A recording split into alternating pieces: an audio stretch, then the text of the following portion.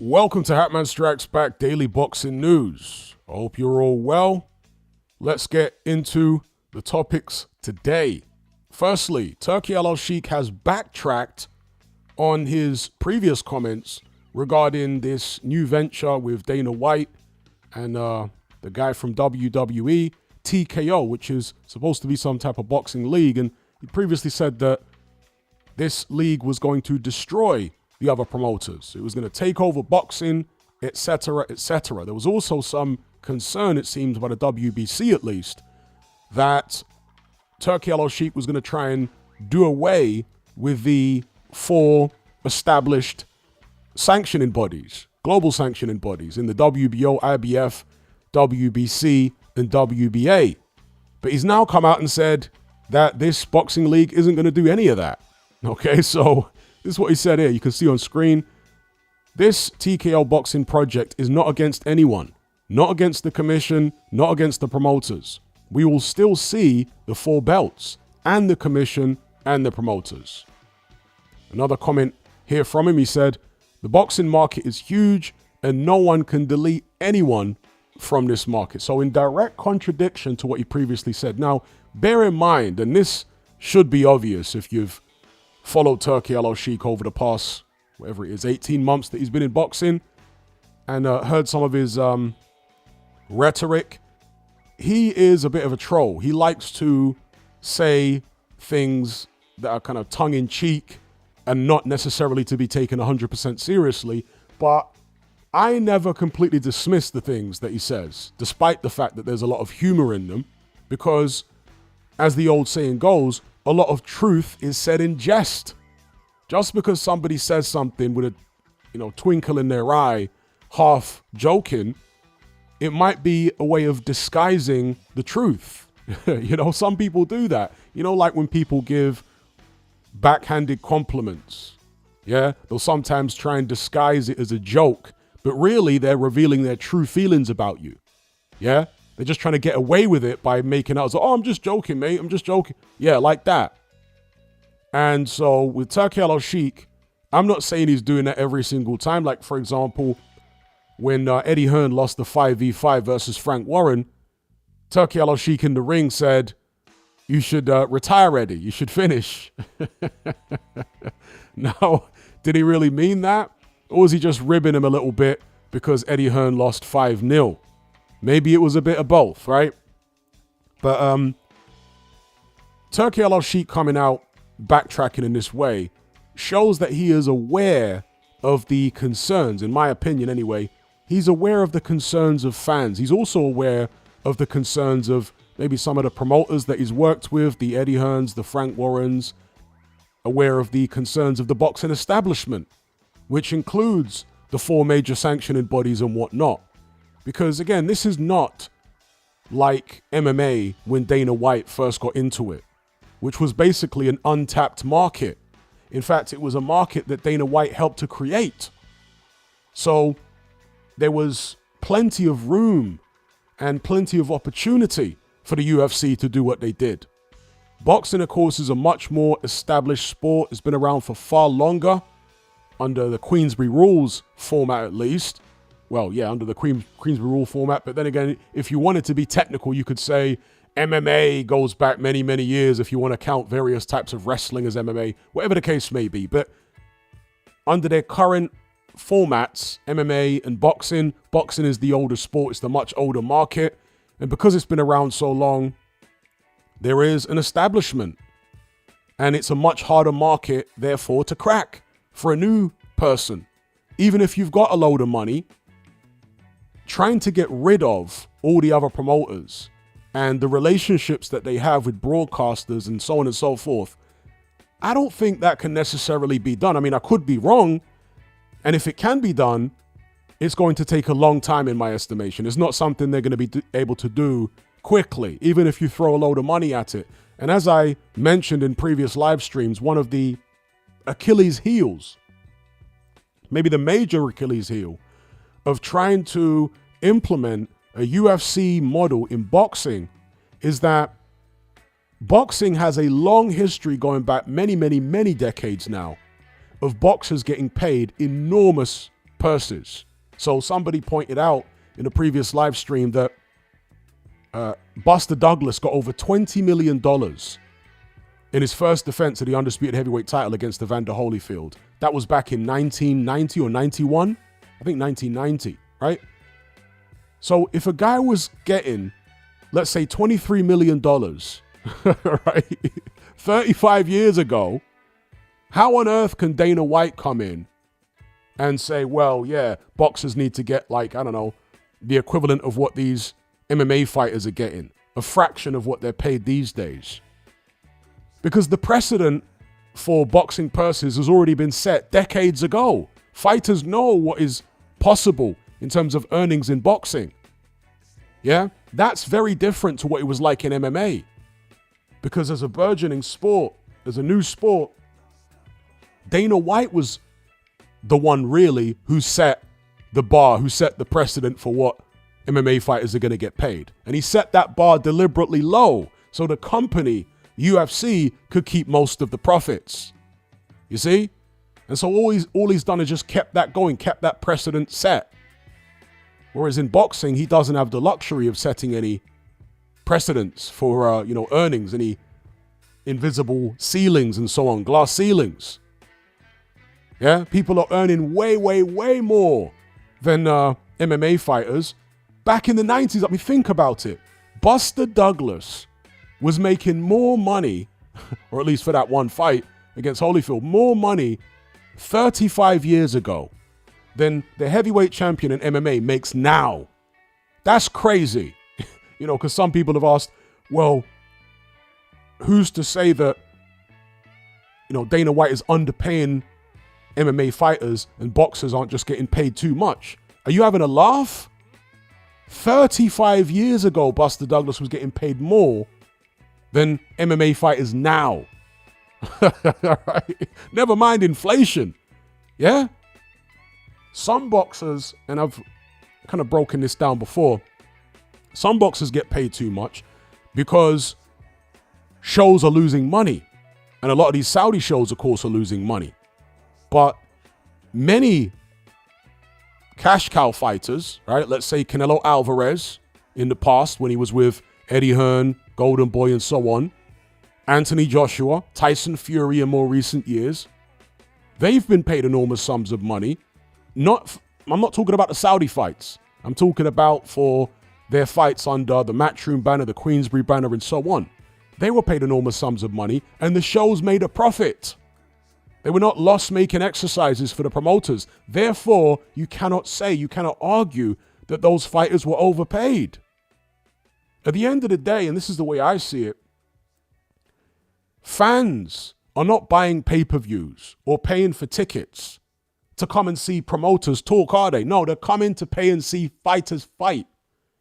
So the fighters are the attraction. They're the ones who should be getting the bulk of the money as far as I'm concerned. Because without them, there is no show. The fighters are everything. Furthermore, it's an extremely dangerous sport. So they should be compensated for partaking in such a dangerous sport for our entertainment. It shouldn't be the Eddie Hearns or the Dana Whites or these people that are taking the bulk of the money. To me, it's obscene. Right? It's totally obscene. How have MMA fighters materially benefited from Dana White taking the vast bulk of the money, UFC as a company taking the vast bulk of the money as opposed to the fighters taking it? How have they benefited from it? Because you look at boxing in compared to MMA, particularly UFC. With the example of the UFC is bigger than any single fighter as a brand. Whereas in boxing, that's not the case. In boxing, the fighters are bigger brands generally. I'm talking about the top cash cow fighters. They are a bigger brand than the company who promotes them. Because the dynamic is the fighter is actually the boss.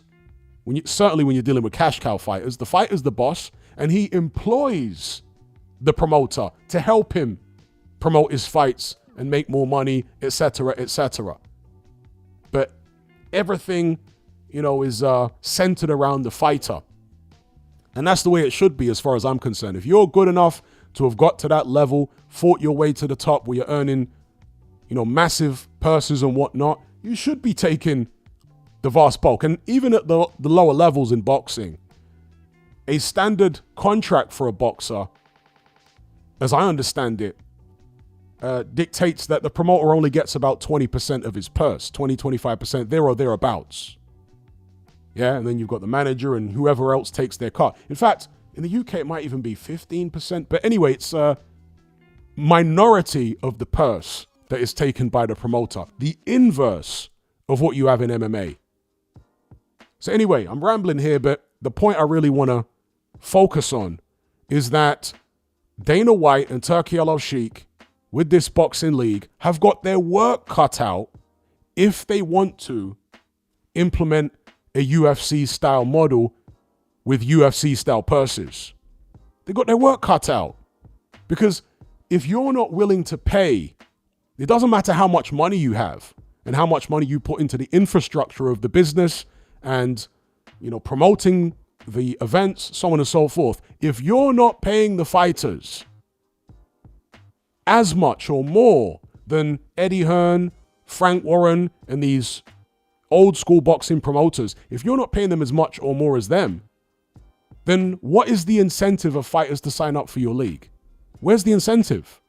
You know what I mean? If you end up paying them less, Dana White UFC style purses, then the amount of money you have is pretty much useless because your fighters can get poached, right? End of the day, fighters, for the most part, are loyal to the dollar. Who's going to pay them more? So we'll see what happens here with this TKO project. But Turki Alalshikh seems to be cognizant of a bit of backlash, not just from the boxing establishment, but also from the fans. I'm sure he would have been made aware of the comments from people like Paulie Malignaggi and other people who are somewhat concerned of Dana White being involved in the boxing industry being turned on its head.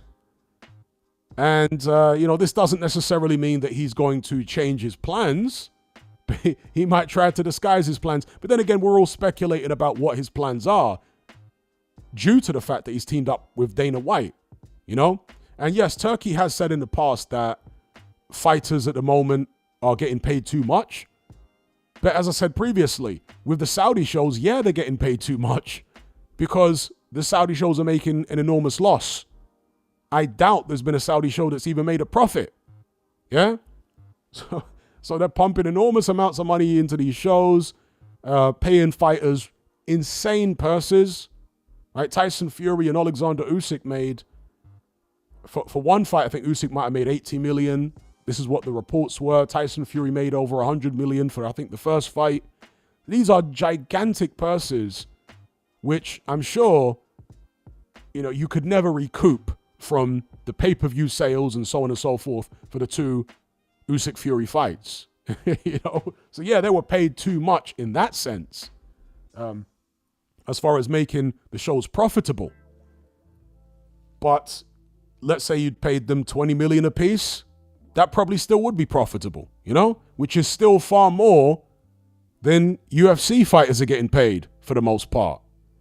So anyway, there's Turki making his comments, backtracking a little bit over previous comments about crushing the promoters and leaving them in Alcatraz prison and all this stuff, which is quite funny as far as I'm concerned. Turki Alalshikh does have quite a cheeky and fun sense of humor. Let's just put it that way. Now, irrespective of Turki's boxing league, and shout out to everybody in the chat, we'll come on to your questions and comments in a moment. Irrespective of this boxing league, Eddie Hearn and his company Matchroom are in decline nonetheless. Turki or no Turki, Dana White or no Dana White, TKO or no TKO. Eddie Hearn is in decline. His company's in decline. I'm talking about the boxing division at least. Maybe not the darts and snooker. Perhaps they're doing better than ever. I'm not sure. I'm not really into those sports. When it comes to the boxing, they've been in decline for quite a while now. Now, some of you guys may remember that I made a number of videos. This one was from 9 months ago, but there are many, many others, at least, 4 or 5 others, much earlier than this, where I started saying that Matchroom are in decline, that they've peaked and they've gone over the crest of the hill, and now they're starting to go into a bit of a trough. And the reaction, the backlash from the Matchroom fanboys was insane. I mean, these guys, again, they attach themselves emotionally to a promoter like it's some type of football team. And many of them, because I've been so critical of other promoters like Frank Warren during a time when he wasn't doing well with his business, and he wasn't putting on great shows, and he didn't have a deep stable of fighters, the Matchroom fanboys assumed that I was like them, a fanboy too, because I was giving Eddie Hearn credit and giving his company credit for the good shows and the good things they were doing. They thought, oh, wow, he's one of us. He's part of Team Matchroom. No, I was never part of Team Matchroom. My motto on this channel for years has been, no fighter is below praise and no fighter is above criticism, and ditto for promoters. No promoter is below praise. It doesn't matter whether I personally like them or not. If they're putting on good shows, if they're putting out good content, I'm going to give them credit for it. You know, there was a time when, because Eddie Hearn was flying so high, it became fashionable among some pseudo-hardcores, right? People who like to think of themselves as hardcore boxing fans, but they're really just casuals, yeah? It became fashionable among them to always bash Eddie Hearn because Matchroom had taken boxing so mainstream. But, you know, I'm not one of these people that tries to win brownie points by just bashing people who are popular. You know what I mean? To me, that's sad. It's corny. If somebody is putting out good content, good shows, if they've got a deep stable of fighters, if they're engaging with fans, because Eddie Hearn did change the game. Let me tell you something about Eddie Hearn, right? Eddie Hearn did change the game as far as promoting it with regards to PR, because he was the first major promoter that I'm aware of in the world who would engage directly with fans on social media, who at events, at his public workouts and stuff like that, would actually talk to fans and do interviews with randoms. Frank Warren was never doing that before. In fact, when Eddie Hearn started doing it, Frank Warren used to criticize him about it. Frank Warren used to actually mock Eddie Hearn for being on Twitter.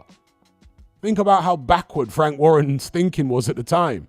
It took a lot. I mean, he's not on Twitter now, but, you know, he has a account on there which is run by somebody else, maybe one of his sons or a member of his staff, right?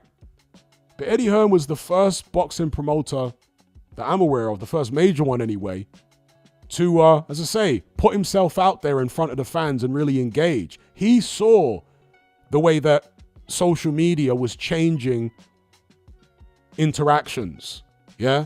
And he realized that there was an opportunity there by making himself more accessible to help promote his events and help promote his fighters. And obviously Eddie Hearn's a good talker, you know, very charismatic guy, so on and so forth. So Eddie Hearn did change the game, not just in that way, in other ways too. Yeah, so I've always given Eddie Hearn his flowers. But when he got carried away with his ego, that was the start of Matchroom's decline. When Eddie Hearn started saying he's invincible and Frank Warren is not competition. Remember when he used to come out with all this stuff? And then obviously Anthony Joshua lost the first time against Ruiz, and you could just see the direction these things were going. You know, you could see that Eddie Hearn's hubris was going to come back to bite him. And that's what we've seen. It's been a gradual decline. And I mentioned it well over a year ago the first time. Might have been 18 months ago. Matchroom fanboys were at my throat, attacking me, saying there's no way there. I mean, one of the funniest instances was when Eddie Hearn signed Andy Cruz. And I had a bunch of people in the comments of the video I did about that signing saying, see, how can you say Matchroom's in decline? They've just signed Andy Cruz. Bro, Andy Cruz couldn't sell out a local shopping mall. And I said it at the time, nobody is going to turn out and buy tickets to watch this guy. Yeah, he's a good fighter. He was obviously an elite amateur. But how is that going to help Eddie Hearn's business? You know, the fortunes of a promotional company hinge on how much money they make. How much money do you think Andy Cruz is making for Matchroom? And it was obvious from the start he weren't going to make Matchroom a load of money. Like, come on. But again, fanboys are so desperate that logic escapes them and reason escapes them. So, yeah, Matchroom have been on the decline for a while, and it is only going to continue as far as I can tell at the moment. Will they come out of this decline and go into an upswing? Perhaps, but Eddie Hearn has long said he doesn't plan to stay in boxing as long as his dad did, as long as Bob Arum, Don King, Frank Warren. He's long said this. And he keeps constantly saying that boxing is the worst business in the world. You don't hear Frank Warren saying that. You don't hear Bob Arum saying that. You don't hear Don King, even though Don King's not a factor in boxing anymore. But you don't hear these guys saying that. They relish the cut and thrust and the cutthroat nature of the boxing business. That's why they've been in it so long, particularly a guy like Frank Warren. He relishes all this stuff. He relishes the competition. He loves the back and forth with rivals and all that type of stuff. Loves it. Yeah? And that's why Frank Warren, unlike Eddie Hearn, who was born with a silver spoon in his mouth, nothing wrong with that. Yeah? I'd love to have been born with a silver spoon in my mouth. But that's why Frank Warren is a self-made man. He grew up on a council estate, working class, literally came from nothing and turned himself into a multimillionaire, doing deals with the Saudis and all this kind of stuff. That fighting spirit, not necessarily for physical fighting, but, you know, in business, was always in him. Yeah? He was just born that way with that type of fighting spirit, and that's what allowed him to rise up out of his humble beginnings and become so successful. And so he retains that same spirit that he was born with, you know, even now in his 70s. Whereas Eddie Hearn, the way he talks, it's like he doesn't really have that type of spirit. Maybe he's a front runner. Maybe he's, you know, like a boxer who looks great when they're dominating a fight, but when they come up against adversity, they want to pack up their tent and go home.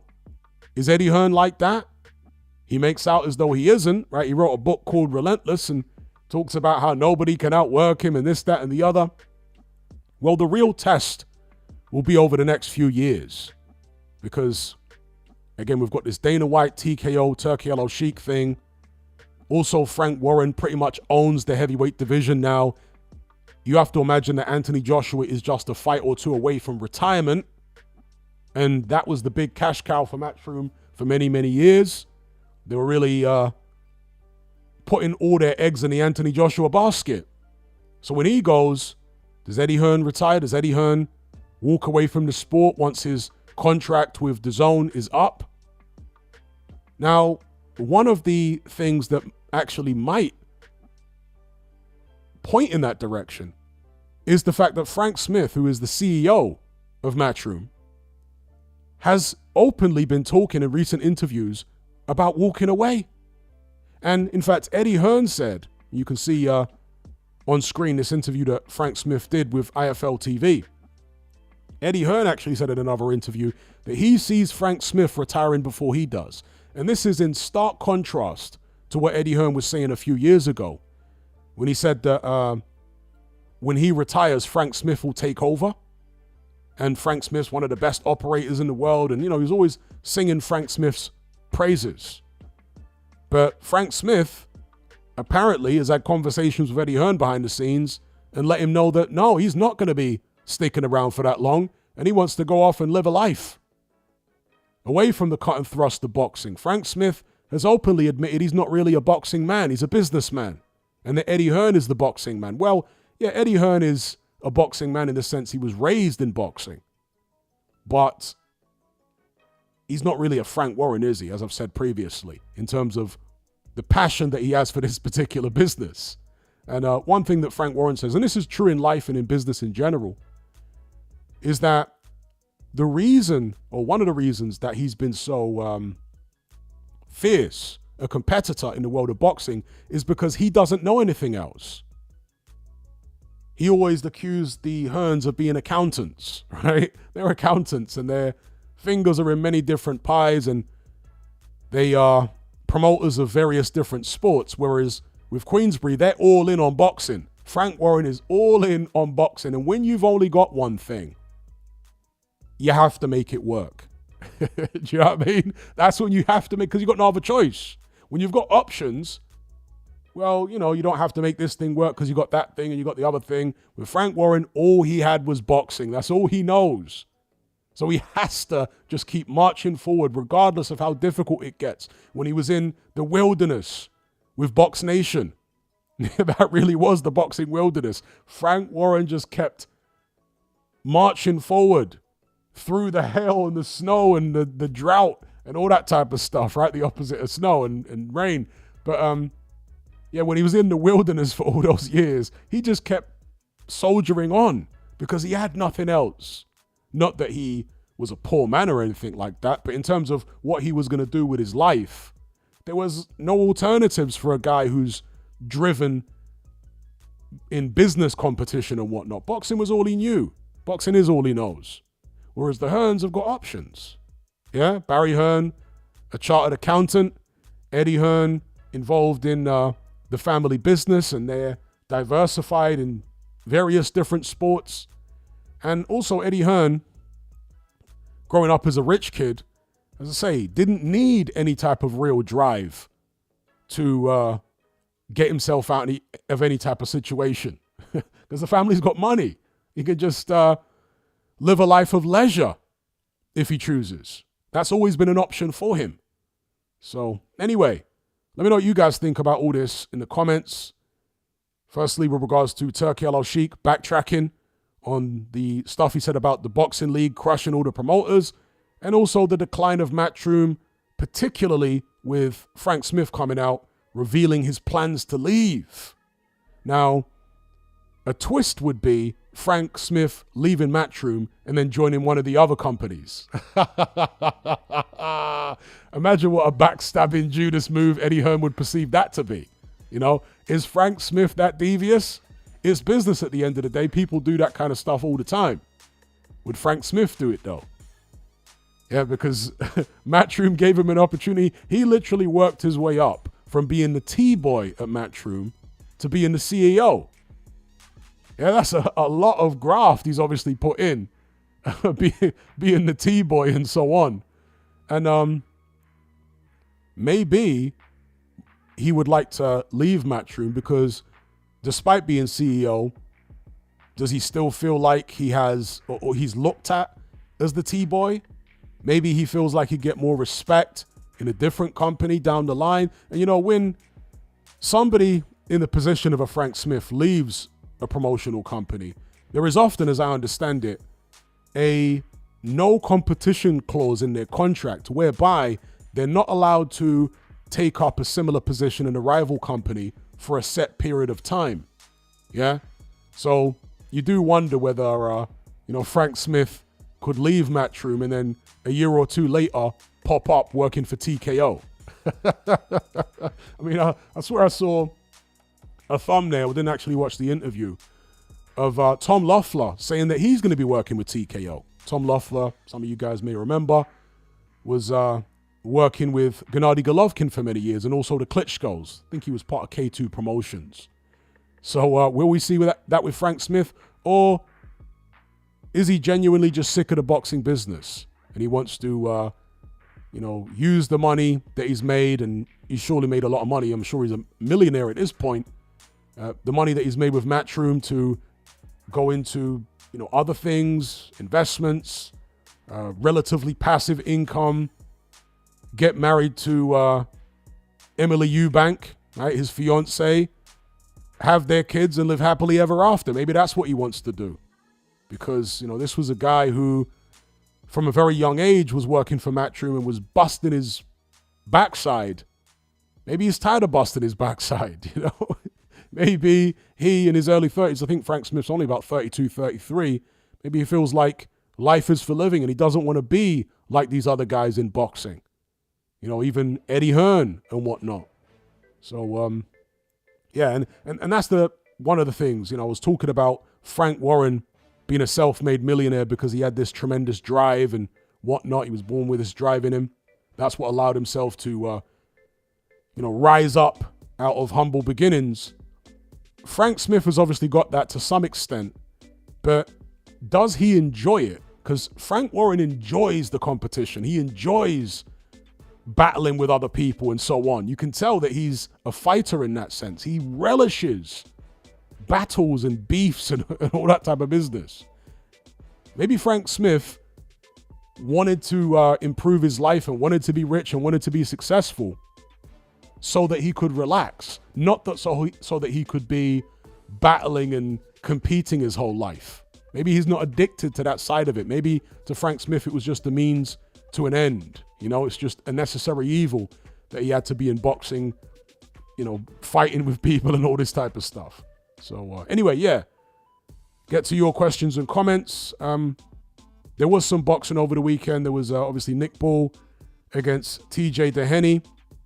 He managed to stop him. I think it was in the ninth or 10th round. So it was a couple rounds later than Inoue managed to stop him. I'm not sure why Dehenny actually was given this opportunity coming off a loss. I mean, from a PR perspective, I get it because, you know, they want to eventually set up Nick Bull versus Inoue.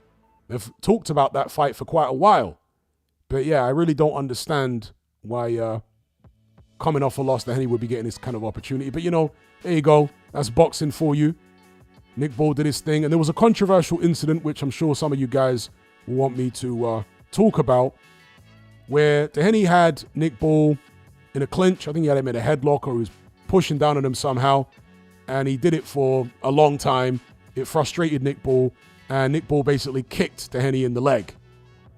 Now, if it had been the other way round and Dehenny had kicked Nick Bull, many people are arguing that Dehenny would have been disqualified. And I think that's probably true. I've seen fighters get disqualified for stuff like that. Yeah? When, you know, I've seen, you know, kicks in the ring, bites, headbutts, all sorts of stuff, which has caused disqualifications. I remember when Riddick Bowe fought a guy called Elijah Tillery. Elijah Tillery started kicking Riddick Bowe in the fight. You know, same like Nick Bull, he was kicking him in the legs.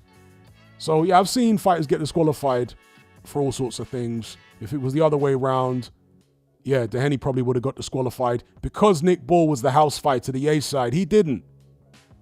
The referee gave him a telling off and allowed it to continue. Now, some people will say that Nick Bull was well within his rights to kick Dehenny because Dehenny was taking the biscuit with that clinch or that headlock he had him in.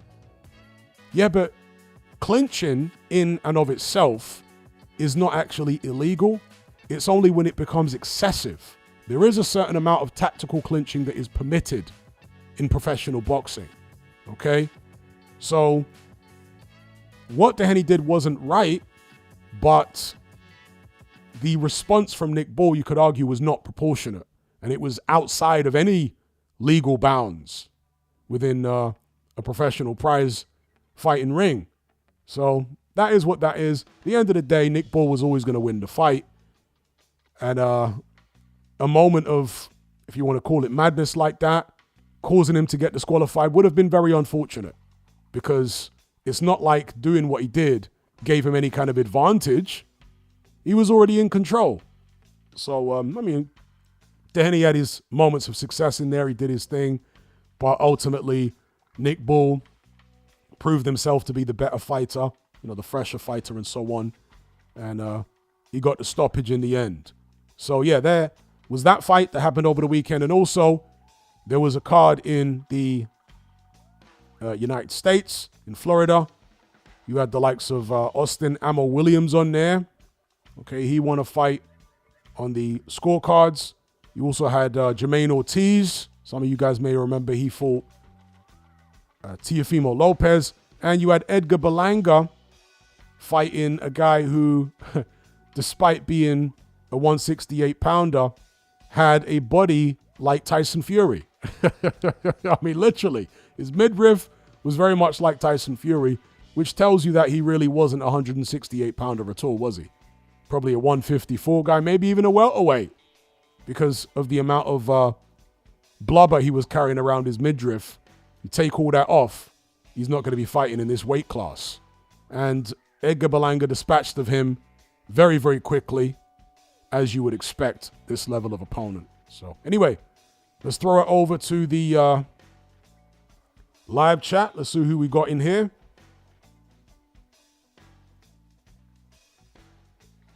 Just going to pop out the chat window so I can see these comments clearly. All right, big up Mr. Luca. Shout out to Sanika Blade. We've got 4Fox. Chainsaw is asking about my reaction to Eubank Ben on Piers Morgan. Haven't seen it, got no intention of watching it.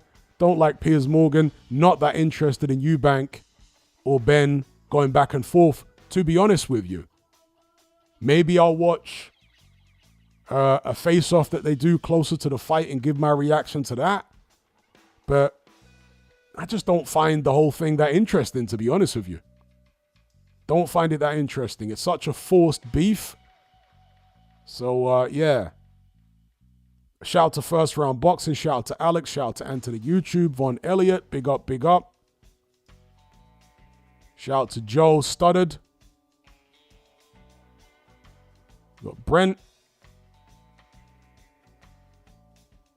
We've got Alex Fella. He says Turkey got banged out by Frank Warren on the cobbles. Chainsaw says truth in jest. Yes, indeed. High Noon says, yes, Hatman, big up, good time, as in gym, hating this cardio. Yeah, cardio's a killer. For me, more so when you're doing a repetitive exercise. Like, that's why I don't like fitness gyms. I've never liked fitness gyms. I can't run on treadmills. It's so boring. Like when you're running outside and you're seeing different scenery and different people and so on and so forth, it keeps me more engaged, and I find doing cardio outside in terms of running much easier than doing it on a treadmill.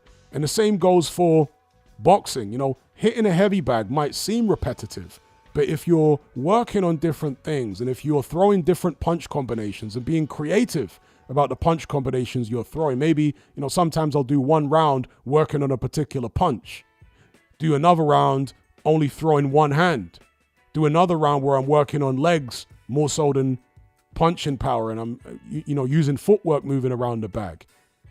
You can be creative with it. Yeah, that's why I find boxing training far more engaging and far easier, therefore, than fitness training, like in a fitness gym, weightlifting and stuff like that, which I've never been into. I find it mind-numbingly boring, but for those who are in that situation, I'm glad that listening to these live streams helps you zone out a little bit. You know, that's one of the things when you're doing a repetitive exercise, is being able to zone out. And when you can zone out, you can do a few more reps. So yeah, shout out to you in the gym. We've got Skyline in here saying, I did question his remarks at the start due to wanting to make sure Canelo is undisputed again before the Crawford fight. Also, when you look at that being a new weight class, okay, not the original 8. Yeah, I'm not sure how the weight classes will work if they're looking to cut the weight classes down to 8 in this new TKO Dana White Turki Alalshikh boxing league. Because again, that just leaves an opportunity for promoters outside of that ecosystem to cater for the fighters who've been left out because their division is not included in the boxing league, you know?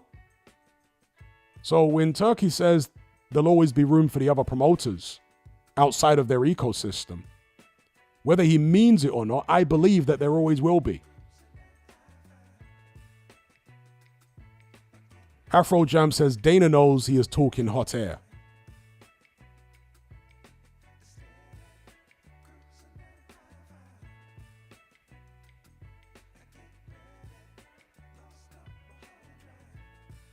Yamazak says, imagine you get paid $20K No sponsorship money allowed. It's madness. They put you in a show twice a year. You're better off at McDonald's.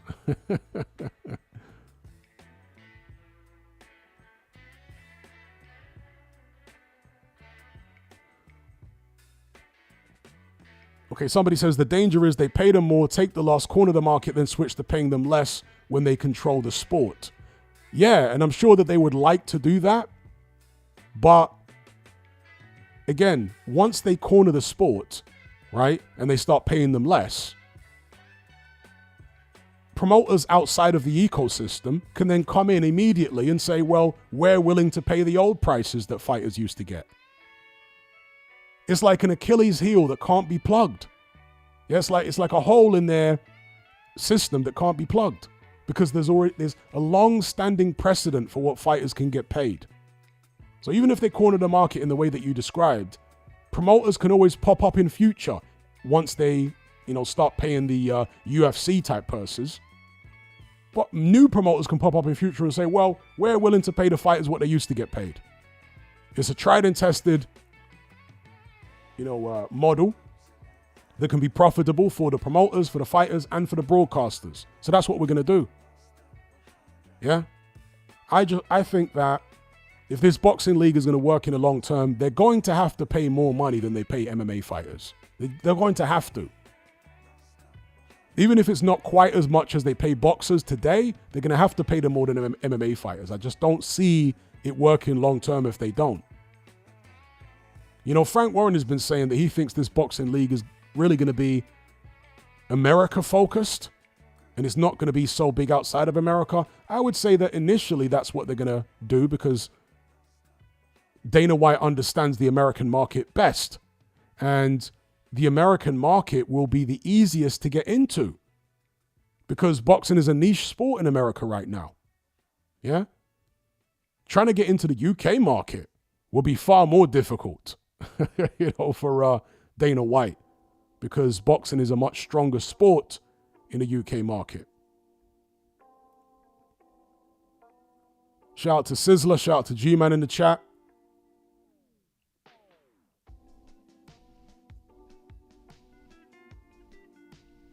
Shout out to the Black Caller, Workstation. Adrian, big up Adrian. Wow, Adrian says, big up Hatman. Yeah, Belanga's opponent is a former 154 guy and had a 10-year hiatus from boxing. And it showed.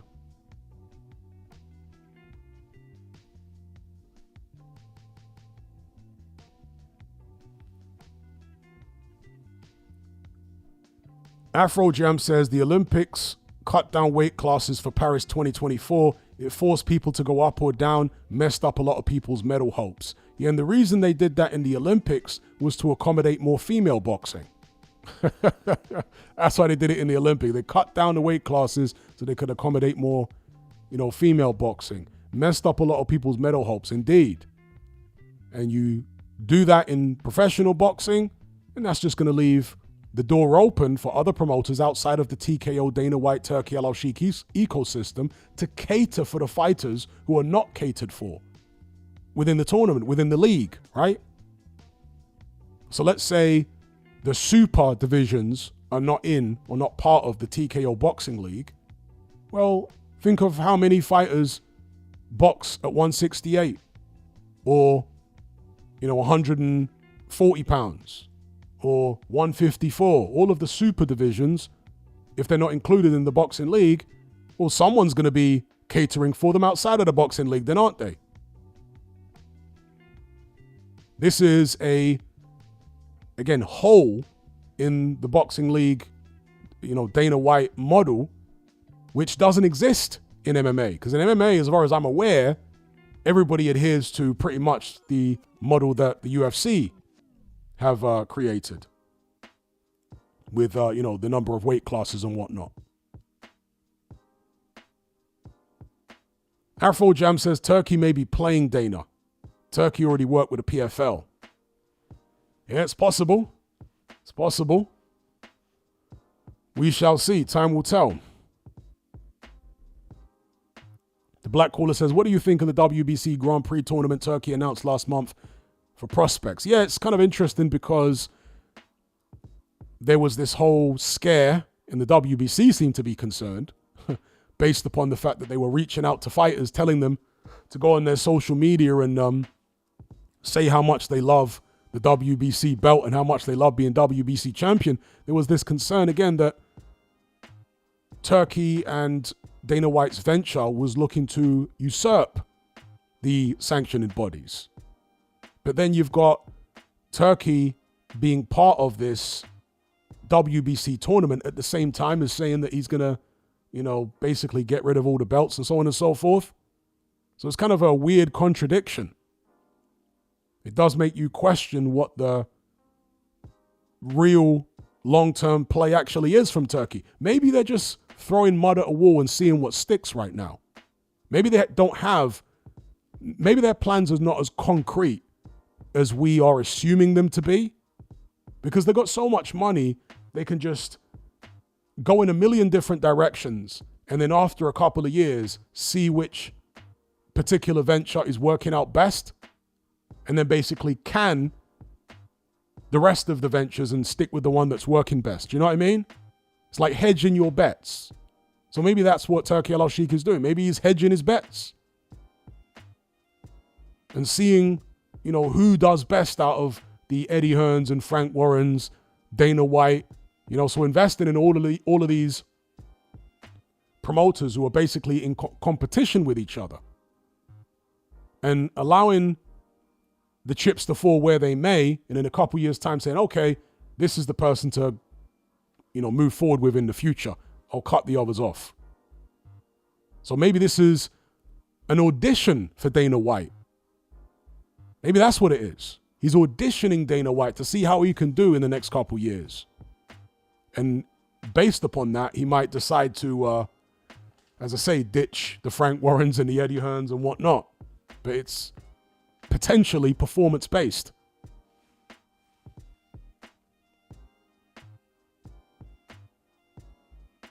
Ayed says, Hatman, did you see the report about UFC pay-per-views being disastrously low, that fighters aren't getting pay-per-view money? Well, I'm not surprised they aren't getting pay-per-view money. And I'm not surprised that the views are disastrously low. And I don't think it's a coincidence that Dana White, who's been talking about getting into boxing for a number of years now, I don't think it's a coincidence that he's doing it at this stage. Because since Turkey has come into boxing and invested all this money, it has massively taken the limelight off UFC. Let's be real, massively, especially in the international market. And, enormous sums of money are flying around and what have you. And, boxing over the past, 12, 18 months has eclipsed UFC in terms of the size of the events. And Dana White must be looking at that thinking, no. I've been bagging on boxing for so long, saying it's broken, saying it's this, that, and the other. And yet somehow they've got all this money flying around in the sport and they're doing these huge events and they're finally giving the fans the fights they want to see. Undisputed this, undisputed that. I need to get in on the action. Let me talk to the Saudis. Do you know what I mean?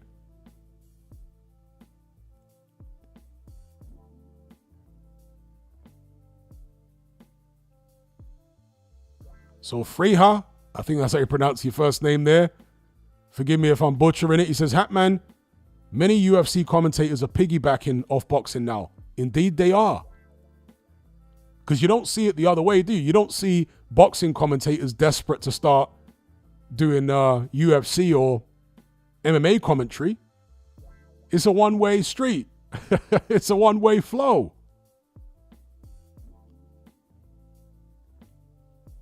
It's UFC commentators and those guys coming into boxing. Yeah?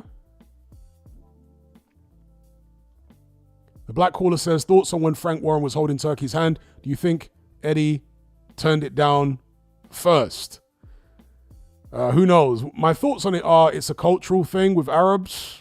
It's something that when you go to the Middle East, you see when you're walking around shopping malls, you'll see like guys holding hands and you're like, huh? It's quite confusing. So it's a cultural thing.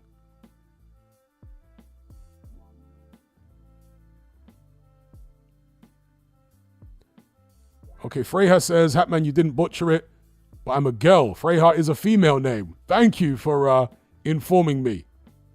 And thank you for your comments.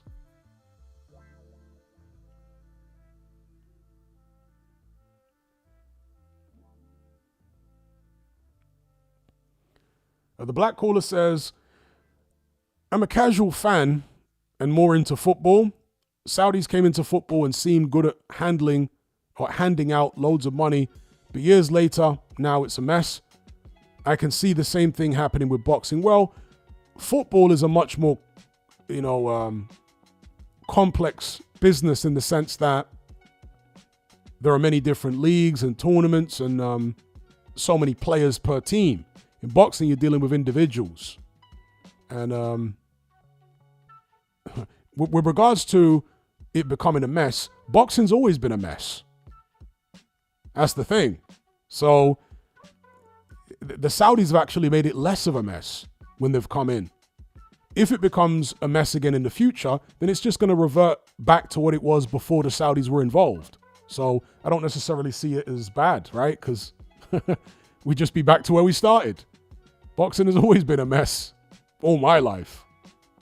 Shout out to Trolls About for the super chat. He says, who do you rate higher, AJ or Fury? It depends what you mean. If you're talking about who has a better resume, you'd probably say AJ has got a better resume because he had more championship fights. He fought more, top contenders and stuff like that. But in terms of their ability, I rate Fury more highly than Anthony Joshua because, first of all, his mindset has been a lot more solid. He is a better big occasion fighter, as far as I'm concerned. You don't see Tyson Fury freeze on the big occasion. You don't see him like a rabbit in the headlights or a deer in the headlights after getting dropped. His survival skills are better. So, and certainly at this stage of their careers, I think Tyson Fury has more left, despite the fact that he is somewhat diminished. Because he has the stronger mindset, that has allowed him to remain competitive at the highest level at the age of whatever he is now, 36. Whereas Anthony Joshua just got completely blown out by Daniel Dubois. Now, to be fair, Tyson Fury hasn't fought Daniel Dubois, so we don't know whether or not that what would happen to Tyson Fury as well. That he, maybe would get blown out by Dubois. Personally, I don't think so, but that's just my opinion. That's just my estimation. I could be completely wrong, as I was about AJ, because I thought AJ would beat Dubois. And Dubois demolished him. And here's me saying I think Fury would beat Dubois, or at least do a lot better than AJ did against Dubois. Perhaps he'd do worse for all I know, right? You never know until they actually get in the ring and square off. So if you're talking about, again, as a fighter, do I rate, who do I rate higher? Who do I rate higher? Or resume, who do I rate higher? Or in terms of the conduct, who conducted themselves as the way I think a champion should. Not as far as I don't care about all the trash talk and all that kind of business. I'm talking about taking the fights that they need to be taking to prove that they are the best in the world. Yeah? I rate Anthony Joshua higher in that regard because he tried to do what Usyk did do. He tried to take on all comers. He tried to keep hold of all the belts. He wasn't talking about, well, if I become undisputed, I'm going to give all the belts up and just hold on to the WBC so we can avoid a load of mandatories. No. Anthony Joshua wanted to keep hold of everything, face every mandatory, etc., etc. So he tried to do what Usyk actually succeeded at. AJ just wasn't good enough. Yeah? But I give him props for trying to be that kind of old school throwback fighter. So I rate him more as far as having that type of, honest ambition. Whereas Tyson Fury, of course, is a ducker and a diver, a deceiver, a gaslighter, etc., etc. So again, it's a broad question you asked there. Who do you rate higher, AJ or Fury? So I answered it in like 3 or 4 different ways, depending on what you mean. Shout out to Am I Dead Yet?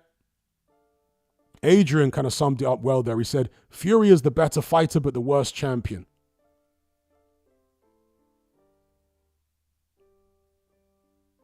Shout out to Matt for the super chat. He says, once AJ retires, where does that leave Eddie Hearn? Indeed. That's what I was alluding to earlier on. Because the Anthony Joshua money train is what Matchroom have been riding for all these years. They had little brief stints with Canelo, but he was never locked in long term the way Anthony Joshua has been. So yeah, he's been really the driving force in many ways behind Matchroom's success. So when he retires, where do they go? They don't appear to have been, they don't appear to have been investing in the future, future-proofing their business within boxing at least. And that would suggest that they might not continue on in boxing for very much longer after AJ retires. Afro Jam says it wasn't the Saudis, it was Emiratis and Bahrainis. I'm not sure what he's responding to there. Maybe somebody else in the chat.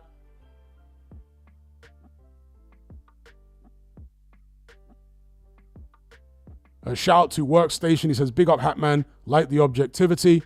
I know you're not Irish, but happy St. Paddy's Day. Yes, shout out to all the Irish. St. Patrick's Day weekend just gone. So yeah, shout out to everyone in the Emerald Isle. St. Paddy's Day. Big up.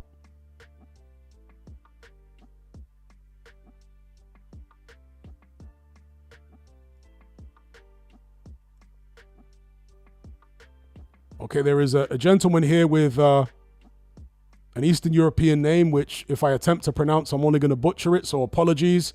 But he says, in your opinion, who's going to win the bout between Opetaia and Zurdo? Shall the winner move up to heavyweight? I think Opetaia will win. Should he move up to heavyweight? Maybe he can try and unify to become undisputed first. And if he's successful in that, then maybe move up afterwards and make the big money. Because it doesn't seem as though he's going to get a fight against Dimitri Bivol, because you guys may remember that Turki Alalshikh expressed his desire for the winner of Beterbiev Bivol to then move up and fight Opetaia. Bivol, I think, is just too small to be fighting a Jai Opetaia. Beterbiev might have enough size. He certainly fought at heavyweight in the amateurs. Fought Usyk in the amateurs, among many other people. I think he fought Michael Hunter as well in the amateurs. He was definitely one of the heavyweight contenders out there who Beterbiev actually fought, other than fighting Usyk. But yeah, Beterbiev might have the size to fight Opetaia, but I still don't think that's a good matchup for him, especially not at the age of 40. So yeah, I've got Opetaia beating Zurdo Ramirez, personally. Ramirez is deceptively skillful. He doesn't look that fast, but he's accurate. His timing is good. He's tough. He throws a lot of shots. He can box on the outside and on the inside. But I do think Opetaia will be a bit too much for him with the punching power. As long as Opetaia is sensible in the fight. Because Zurdo Ramirez does have underrated boxing skills and an underrated boxing brain. And so if Opetaia goes in there like he did in his last fight, when he fought, I think it was a countryman, right, that he fought in his last fight. He's kind of a green fighter who was an Olympian, but wasn't really ready for that level. And Opetaia went in there looking to have a tear-up with him.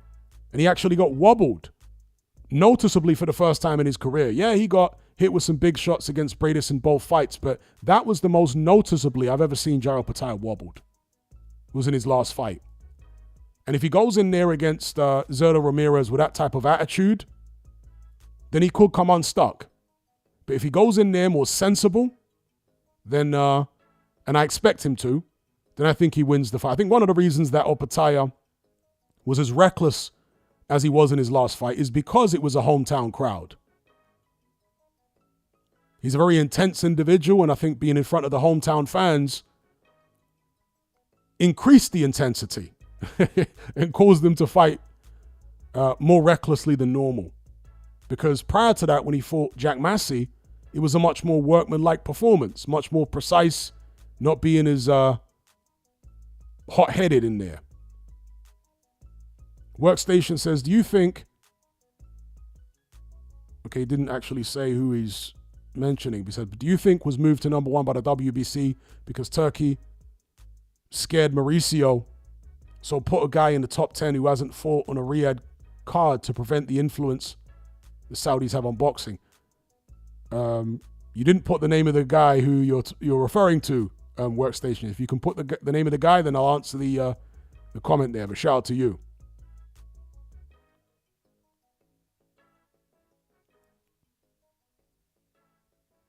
Afro Jam says Naika is from New Zealand, Opataya is from Oz. Okay. But yeah, it was in Australia, obviously, in front of Opataya's hometown fans. So I think that, and obviously there's, kind of a friendly rivalry between those two countries when it comes to sport, Australia and New Zealand. But yeah, it was in front of Opataya's hometown fans, and I think that contributed to why he fought as recklessly as he did. Oh, a collie, okay. Did a collie... The WBC rank a collie there. I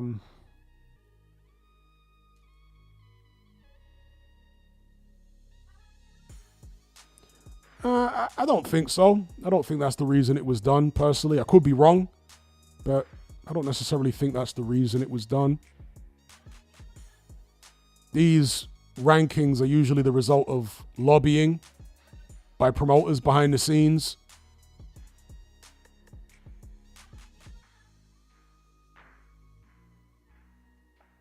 And at the end of the day, although Lawrence Okolie is number 1 contender, he's not mandatory.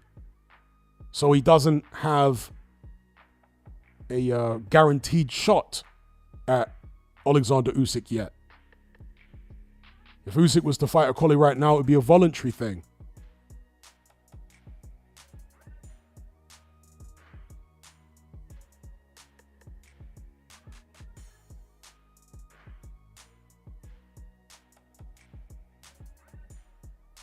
First Round Boxing says, Carl Froch deserves a statue in Nottingham, 2 times world champion.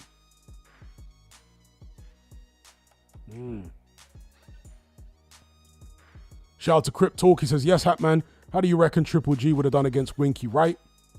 I think he would have beaten him. Yeah, I think he would have beaten him. Winky Wright had a good run at one point at 154. Awkward, skilled southpaw, very tight guard. Difficult to get through. Great jab. I remember when he beat a trio of UK light middleweights, as the division was called then, in Ensley Bingham, Adrian Dodson, who was a UK-based Guyanese fighter, and Steve Foster from Manchester, a.k.a. the Viking. He bashed all 3 of them up.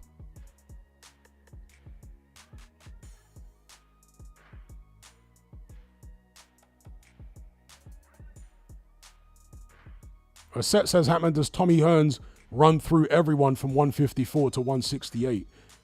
Not in my opinion, no. I would say 154, he runs through everybody. 160, maybe 168, it starts to get dicey. Tommy Hearns had the power to beat people all the way up to cruiserweight, because he competed in the cruiserweight division. I remember he knocked out a guy called Andrew Maynard on the undercard of Riddick Bowe Vander Holyfield 2. Knocked him out in the first round, and that was a full-fledged light heavyweight / cruiserweight. So Hearns had the power, but his chin weren't the greatest, even at welterweight.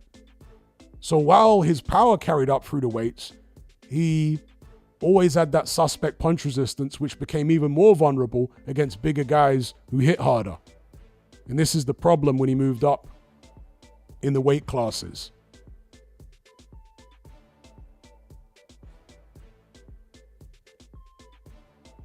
It's like when he fought Iran Barkley, for example, at middleweight.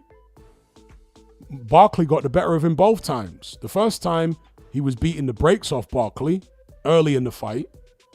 And Barkley came out of nowhere with a massive right hand and flattened Tommy Hearns, right?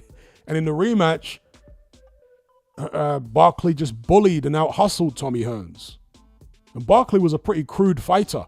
A big, strong middleweight, very brave, big left hook, but a crude fighter. You know, bear in mind, Barkley got outboxed and ultimately dropped and beaten by Roberto Duran, who was about 37 at the time. And Duran's best years were at lightweight. Right? Duran was only like 5'7". And he moved all the way up eventually to middleweight. Fought Aaron Barkley, who was like 6'1", and a very big middleweight. And Roberto Duran dropped him and beat him on points over 15 rounds.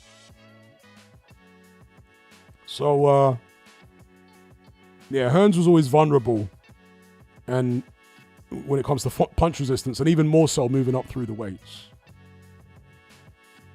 Afro Jam says, fought Andrews. Yeah, he fought and beat Dennis Andrews, who was a very crude light heavyweight. Very, very crude. Dropped him, I forget how many times. Andrews was holding on for dear life. Tommy Hearns' legs. But yeah, Dennis Andrews, a very, very crude fighter.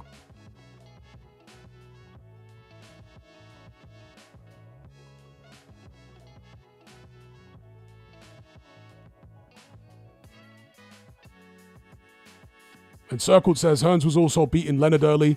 Leonard then caught up to him and stopped him late. Yeah, he did. Hearns was outboxing him with that height and reach and punching power and whatnot. And that was at 147. Obviously, they fought again. And many people feel like Hearns deserved to win. You know, when Leonard got the draw, Leonard and Hearns went to a draw. Many people feel like Hearns was kind of hard done by in that rematch. But certainly in the first fight, as you say, Leonard got to him.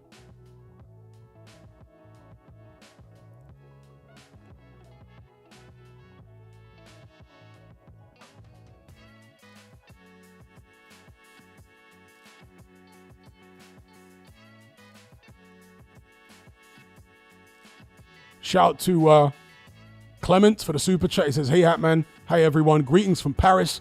Never donated before, but enjoying all the lives. So simple donation. Have a good day. And have a good day to you too, sir. Much appreciated. Shout to you over there in Paris. Have a great one. And I'm glad you're enjoying the live streams.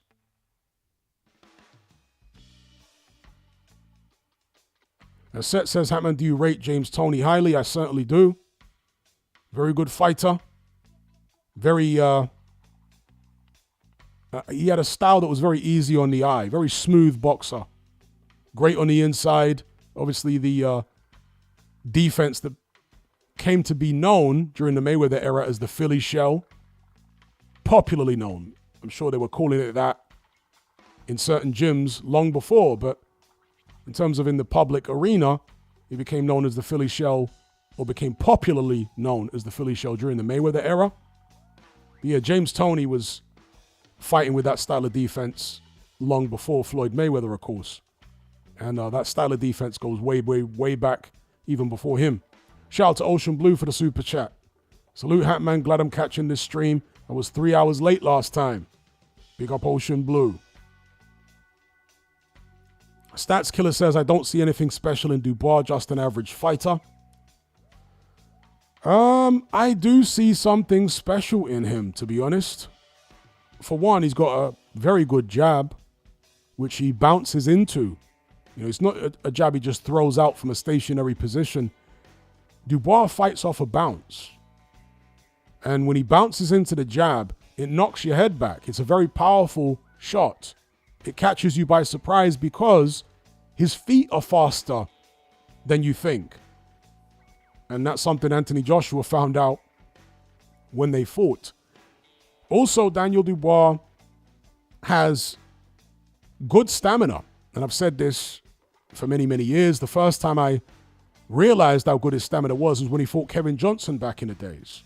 A lot of people were unimpressed by the fact that that fight went the distance. Remember, Kevin Johnson had previously been stopped in 2 rounds by Anthony Joshua. And yet he managed to take Dubois the limit, right? But I was impressed just by how sprightly Dubois was all the way through the fight, throwing a ton of punches and barely breaking a sweat, barely breathing hard. And so in the post-fight review I did for that contest, which is still up on my channel, I said, wow, I was impressed by his work rate and his stamina. And he's gone on to continue to impress me with his work rate and his stamina. Yes, against Joe Joyce he quit, and so he did as well in the Usyk fight. But I don't think that was a stamina thing. I think he was breaking down mentally. And I've explained in previous videos and live streams why I think he broke down mentally. I think it was to do with not so much the punishment he was taking, but the fact he wasn't able to deliver punishment back. I think Dubois is one of those guys where if he's unable to land his shots, he starts getting discouraged if he's getting hit and he's not managing to land shots on the opponent. And when he gets discouraged, he doesn't want to be in there. As myself and many other people have speculated, I suspect he's on the spectrum. And so he'll process emotions and situations and stress and so on and so forth different than a neurotypical person would. And I think that also contributed to why he quit in those fights. You know, in the Usyk fight in particular seemed strange when he quit. He didn't seem to be breathing super heavy. He wasn't taking a terrible beating. He took a jab and then took a knee and then checked out. As I say, I think he has some issues, some psychological weaknesses, right? But you have to bring about a certain set of circumstances in order to trigger him to quit like that. So, yeah, there are weaknesses there for sure. But in my view, there are certain things that are, if you don't want to use the word special, impressive. And I think his stamina is one of them. And we saw that stamina against Jarrell Miller, who put an awful lot of pressure on him. And Dubois didn't gas. In fact, Dubois turned the heat up late in the fight and got Miller out of there. So, yeah, that was impressive. And even in the Hrgovic fight, right? Against Filip Hrgovic, it was a rough start early for Daniel Dubois, but he turned the heat up in the later rounds and got Hrgovic out of there. What was it, round 8? So, for a decent-sized heavyweight, he's about 6'4.5", 6'5", weighs north of 240. He's got good stamina, good gas tank on him. Shout out to Workstation again for the super chat. He says, what's your opinion on the middleweight division right now? The champions are good, but the rest of the contenders feel a little underwhelming. Well, I'm not sure how good the champions are, to be honest. So you've got Carlos Adames, who just beat Hamza Shiraz. You've got Janabek Alim Kanuli. They're not exactly inspiring champions. You've also got Erislandi Lara, who's one of the other champions who's like as old as the hills, and he's fighting nondescript opposition. So I don't know how good Alim Kanuli is. Carlos Adames is pretty good, but again, he's small. I mean, he beat Hamza Shiraz, and I picked Shiraz to win the fight. I think I said on points. But even though he did win and I picked against him, he didn't massively impress me in the fight. Because there were people who were picking Adames to win, saying he's going to knock Shiraz out. He's going to stop him. He hit Shiraz with plenty of clean shots. He never even perceptibly wobbled him. And that is because Adames isn't really a puncher. He's coming up from originally welterweight. Now he's boxing at 160 pounds. When he's fighting these big middleweights, he doesn't have that kind of pop to be able to rough him up the way he did in the lower weight classes. So I don't know. I'm not sure how good Adames really is. Hamza Shiraz supposedly had a broken hand from early on. I'm not sure how much of a difference that would have made. And by the way, I should correct myself here, because Adames unofficially beat Hamza Shiraz. In my mind, he beat Hamza Shiraz, but officially, of course, it was scored a draw. And Alim Kanuli, he's kind of the guy that most people think is the best. We don't know because he hasn't unified with Adames or Erislandi Lara, but many people suspect that if he did fight those guys, he would beat them. We'd like to see those unifications happen. But then you look at Alim Kanuli's performance against Denzel Bentley, and you think, well, how good can Alim Kanuli really be? Do you know what I mean? Because Denzel Bentley was competitive. That fight went the distance. So, no, this is it. And look, styles make fights. Boxing is chess, not checkers. It's rock, paper, scissors. Everyone can have a bad day at the office. Maybe Aleem Kanuli underestimated him. Maybe he wasn't up for the fight. Who knows? But the point is, there are still questions over Aleem Kanuli, as far as I'm concerned, in terms of how good he really is. And I completely agree with regards to the contenders. Very underwhelming in the middleweight division. Very, very, very underwhelming indeed. Shout out to Workstation for the super chat. Super chat here from Mr. Luker. He says, Gad says that JP will fight AJ for the WBO strap. Oh dear. I hope that's not true. Why would AJ be getting an opportunity to fight for the WBO strap? Unless you mean the interim. I mean, even for the interim, he shouldn't be getting that opportunity, but at least it's not the full strap. But if you're talking about the WBO stripping Usyk and letting AJ and Joseph Parker fight for the vacant belt, yeah, that would be a shocker. That would be a shocker. But I did a video after Joseph Parker beat Martin Piccoli, talking about who Parker may fight next. Shout out to Dominic A. Legacy privilege, yep. Remember, you remembered the term that I coined, legacy privilege. Yes, AJ is getting that legacy privilege. But I did a video after Joseph Parker beat Piccoli where I said that, I was laying out a bunch of potential next fights for Joseph Parker. Some of the suggestions on the list were fights I think Joseph Parker would like, and other suggestions were fights which I thought were most probable, whether he would like those fights or whether they would be the top of his list or not. And one of the fights that I thought would be a distinct possibility was Anthony Joshua for Joseph Parker. And there were some morons in the comments who popped up saying, how dare you suggest AJ get a fight against Joseph Parker? Why should Parker fight him? Ah! I'm like, you flipping moron. I'm not saying AJ deserves the fight or Parker should fight him or anything like that. I'm saying that is a fight that I think is quite likely. Because of the fact, for one, it's a big payday for Joseph Parker. Parker's probably not going to get to fight Usyk next because Usyk seems set on fighting Dubois again. So what's Parker going to do? Is he going to fight Ajit Kabayel? Well, he could do, but where's the money in that fight? And he doesn't have history with Kabayel. With AJ, there are things for Joseph Parker to gain. A massive payday, the chance at revenge, and he probably believes, like most of us, that AJ's a spent force. So if ever there was a time to get revenge over AJ, wouldn't it be now? Yeah? So there's a lot of upside in it for Joseph Parker. Does AJ deserve the fight? No, he doesn't really deserve it. But I'm not thinking about what AJ deserves or doesn't deserve. I'm thinking about what I perceive to be most likely. And it wouldn't at all shock me if that fight does happen next. Because, for the reasons I've just outlined.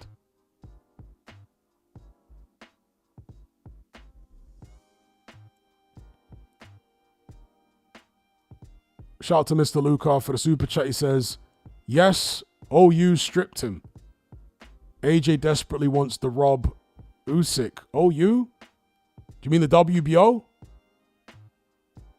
Or am I missing the acronym here? Maxwell Grimes says, worst drug cheat in your lifetime. That would have to be Larry Olabamiwo. He was caught with, I think, 12 different PEDs in his system. When I say the worst in my lifetime, the worst one that actually got caught, there may be far worse than him that haven't been caught. In terms of who got caught, Larry Olabamiwo. Oh, Alexander Usyk, excuse me, look at me. I'm slow. Forgive me, I'm an old man. Shout out to Mr. Luke. Okay, I've never seen anyone type his initials out before, you know. OU. So he's been stripped officially, has he, by the WBO? Wow, is that information just come out?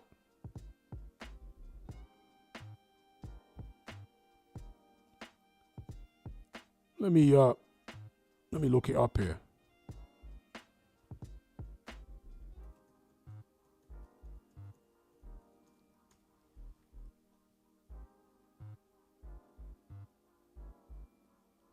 Has he been stripped? Are you sure? Because Usyk was ordered to fight Joseph Parker a few days ago. And they have 30 days to negotiate. So has he vacated?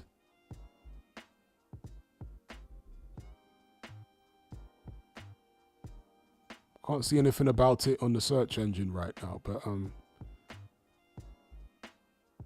oh, okay, I see. Mr. Lucas says it's not official, but it's what Gad says. All right. We'll see whether Gad comes through.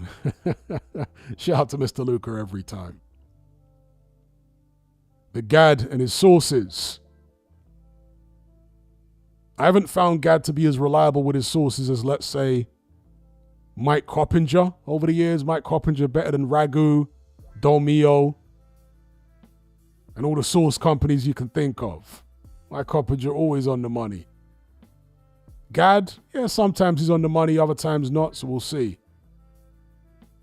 Stats Killer says Bull will get KO'd by Inoue in the first 7 rounds. All right. Hopefully we get to see the fight, and we will find out. Afro Jam says, I don't understand how the WBO were ordering a mandatory when the IBF are next in line. Well, generally, the sanctioning bodies don't really work together to stagger their mandatories for a unified or undisputed champion. There's normally like conflict. They're not particularly worried about what the other sanctioning body is doing. The only time when they'll tend to stagger their mandatories to facilitate the champion is when the champion's trying to go for undisputed. Sometimes in those circumstances, they'll, stagger their mandatories accordingly.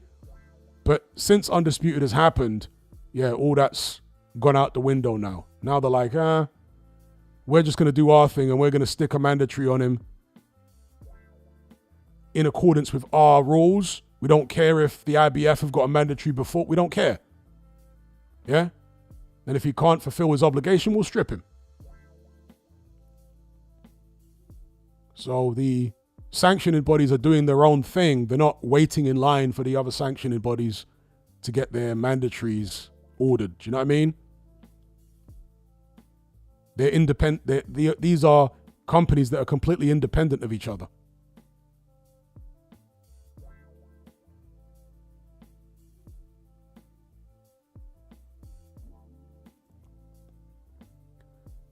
Okay, Swee says Parker would have beat AJ a few years back if he had a more ruthless mentality. If you're alluding to their first fight, also, if the referee hadn't prevented Joseph Parker from fighting on the inside. It was horribly biased refereeing in AJ's favor that night because AJ went in there with a game plan of boxing on the outside and keeping Joseph Parker on the end of his jab. And he did that for the most part, but whenever Joseph Parker did manage to get close, bizarrely, the referee just kept jumping in and breaking him up, even when there was no clinch. Absolutely shocking refereeing. Shout out to William Cook. He says, Hatman, love your stuff. Been a subscriber for a while now. Love your boxing takes. I'm glad you appreciate the content, sir. Indeed, the referee was Italian and didn't speak English at all. You got to look at Eddie Hearn sideways after that fight, you know? Dear, oh, dear, oh, dear. Eddie Hearn and the board. And, of course, the sanctioning bodies, which were, at the time, the WBO, WBA, IBF. They're all involved in appointing these officials.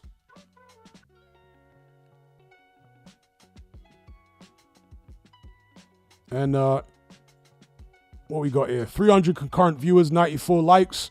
If we can just get 50 more likes, it'd be really appreciated if you guys can take a split second of your time to like this stream. It really helps with visibility. It helps these streams get seen and not get buried by the YouTube search algorithm. So yeah, if you just take a second to like the stream, we can get it up to 150. Be much appreciated. I like to keep the likes to concurrent viewers ratio at around 50%. So yeah, thanks in advance for sticking a like on the stream. Much appreciated.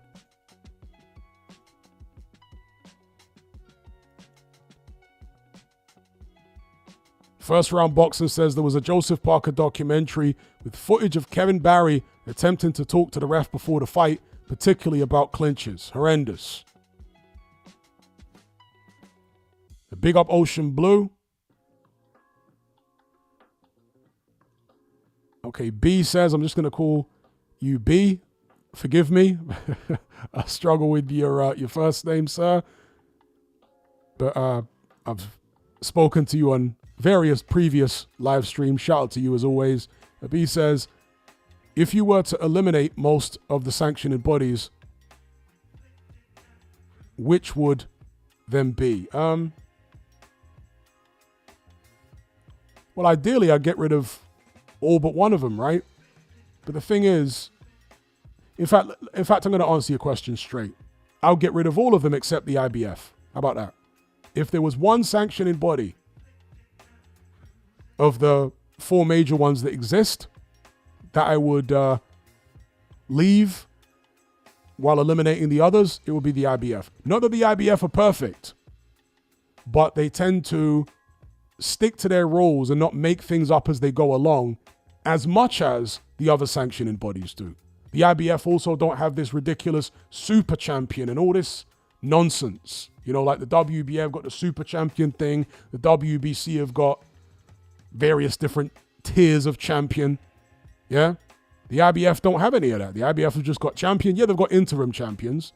But the interim is something that they all have. But the IBF are known for expediting mandatories and sticking to their schedule. And also, the IBF mandatory schedule, I think, is once every 9 months. Whereas with some of the others, it's like once every 18 months or something. It might be once every 18 months with the WBC. So yeah, I'd get rid of all of them other than the IBF. Yeah, that's true, Afro Jam. Only thing is IBF has a rehydration clause, which I don't like. That's true. Shout out to President Brush for the super chat. He says, worst single career decision you've ever seen. For me, it is Wilder declining 100 million or Buatsi declining Bivol. I don't necessarily think Buatsi declining Bivol was a bad career decision because he was trying to get out of his Matchroom contract. It wasn't just a matter of him declining the Bivol fight. It was him, you know, because if he'd taken the Bivol fight, Matchroom wanted to tie him into several more fights as part of that deal, and he didn't want that. And he, you know, most people think he would have lost anyway, and it was like $1 million, you know, 1 million. Was it a bad decision? Depends on how much money he's made from Boxer. How much money did he make from the Willie Hutch? I mean, we don't know. $1 million is a good payday for him, but it's not like a colossal payday.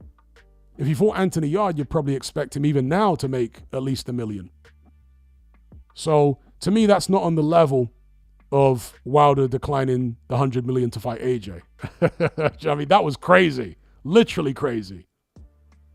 Because for one, a lot of people even now think that the Wilder back then would have beaten AJ. So you've turned down 100 million, the chance at history, the chance at undisputed in a fight that many people think you would win. Yeah? Terrible decision. Whereas with Buatsi, very few people would have thought he could beat Bivol. 1 million is a good payday for him, but I mean, Buatsi would have made six figures for many of his fights, you know? So cumulatively, he might have made close to $1 million in his career by now.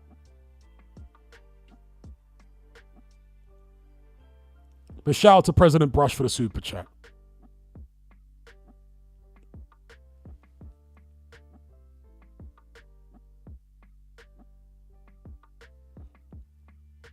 As he says, WBC goes first. Yeah, they'd have to. WBC or WBA. WBA for having all these secondary belts. And the WBC just for giving their champions carte blanche and putting them in the witness protection program.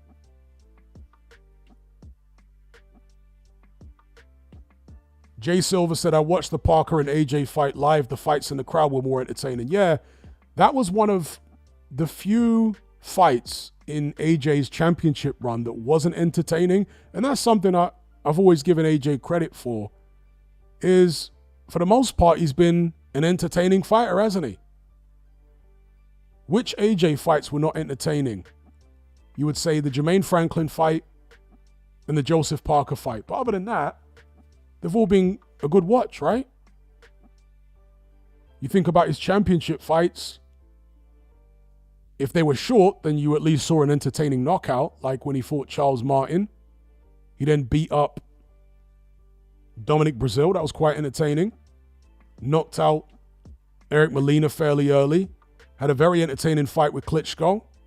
The Takam fight was pretty entertaining. AJ got his nose bust, but eventually stopped Takam late. Then he fought Joseph Parker, which was boring. After that, he fought, if memory serves me correct, Povetkin. That was an entertaining fight. Then he fought Andy Ruiz and got stopped. That was an entertaining fight. Actually, the Ruiz rematch, I should include that one. The Ruiz rematch was boring as well. So maybe 3 fights in AJ's career that you could say were boring, but the rest of them, I'd say are entertaining. So whether AJ loses or whether he wins, you are not necessarily guaranteed, but more than likely you're going to get an entertaining fight.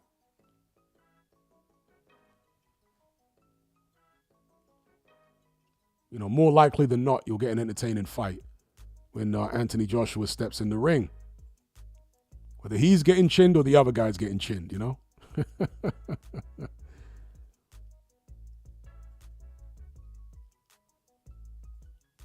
All right, as usual, as is customary with these live streams, my tab is frozen in, my tab has crashed, so I'm going to refresh it. Until that point, I won't be able to see your comments, so hold tight. Refreshing my tab. And the tab won't instantly refresh. Shout out to Classic Metal for the super chat. Tab back open now. Classic Metal says, I keep the WBO.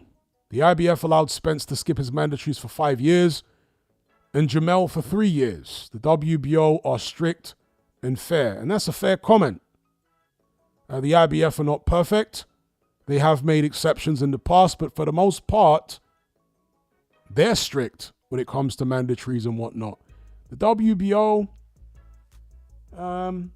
yeah, I might agree with you that if not the IBF, then the WBO, certainly not the WBA or the WBC. They're the 2 worst. They're the 2 worst for sure. So yeah, shout out to Classic Metal. I'm not going to argue with you on that point. You know, because you do have a good point there.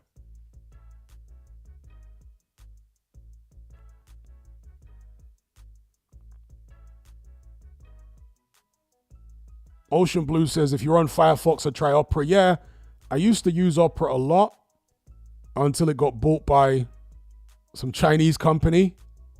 And you can't use it as, I don't want to say anonymously, because I'm obviously not using this tab anonymously, but they can't harvest as much data the way I've got my Firefox browser set up. They can't harvest as much data from you as Opera can. And I do like the UI of the Opera browser. I think it's the most user-friendly browser I've used. I like the fact that they integrate WhatsApp and Telegram and all that stuff on the side. So I do like that about Opera Browser, but I think it was originally a Norwegian country that owned a Norwegian company that owned Opera or started it, but then he got bought by the Chinese or some Chinese company or something. But yeah, other than the data issue, I do rate Opera Browser. You know, just as far as the functionality of it, I rate it.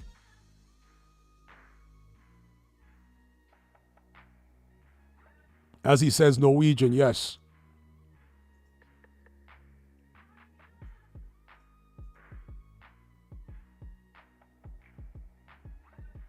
You know, some people say, well, why do you care about your data being harvested? Why do you care about this? Why do you care about that?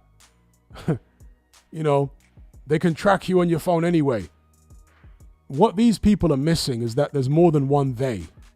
There are multiple theys. So, for example, have you ever had random numbers call your phone that you've never seen before? Do you know why those random numbers are calling your phone? They're calling your phone because some website you've been on has harvested your data and given it to some company that is going to try and call you for some spurious reason.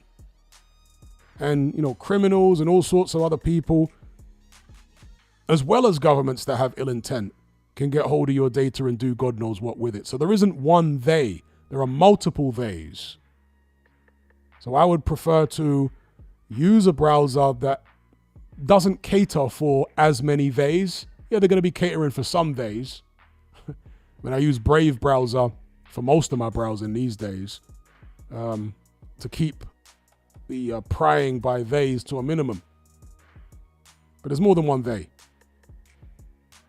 Data is a huge business.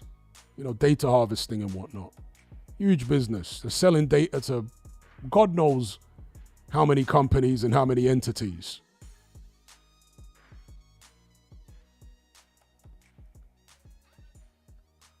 As he says, Opera used to make their own web rendering engine, Presto, back then. Gorguga says, AJ, KO, Klitschko, Wallen, Ngannou, Johnson, White, Fury went 12 with all except White. Yeah. Yeah, that's something that was being pointed out by many people, including myself, after AJ knocked out Ngannou.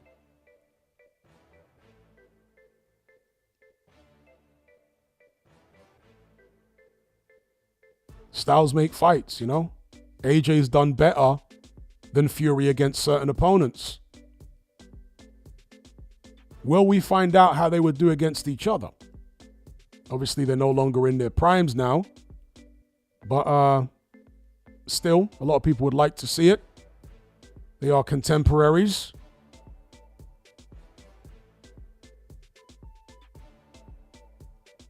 Afro Jam says, when are you going to sing again? Probably when I'm using the other interface that has the reverb. I prefer to sing with reverb, you know, because everyone's voice sounds a bit better with reverb.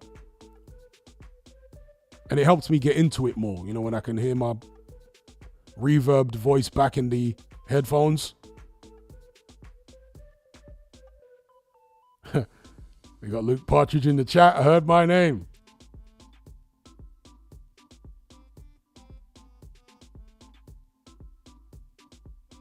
Trolls are bad says, in all fairness, Fury did better versus Vlad despite not stopping him. Yeah, better as in not taking as much punishment and winning more comfortably. But AJ did stop him. It's like on paper, if you looked at the results, you would say, wow, AJ did better. He stopped him, you know? But yeah, Fury had a more comfortable time against Vlad. But it does speak to AJ's superior firepower over Tyson Fury. The fact that he stopped a bunch of guys that Fury went the distance with. AJ does have superior firepower.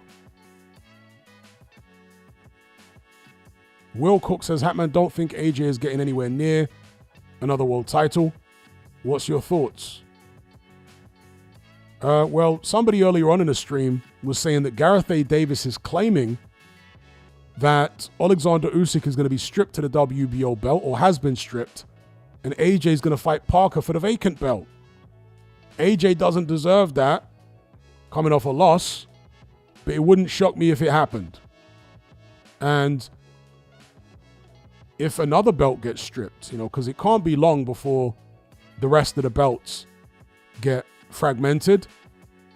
Again, because of the money that AJ still generates even now, him ending up fighting for a vacant belt is a very realistic possibility. Money talks.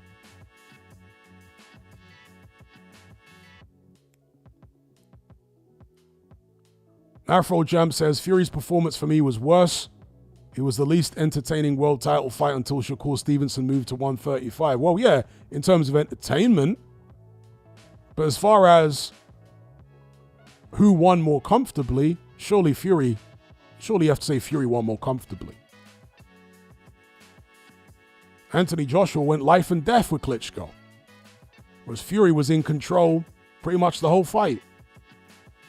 Shout out to Mr. Classic Metal, who says, it's incredibly annoying when people make comments like, who cares? They can have my data. I have nothing to hide. These people have no clue. Indeed. I couldn't agree more. These people really do have no clue. They should really be thinking about the inverse. About, they can have my data. I've got nothing to hide. Well, the inverse is, why do you need my data unless you're up to something? Do you know what I mean? Why do you need all my data? What are you up to? I don't have all your data about your company and your employees. Why do you want my data?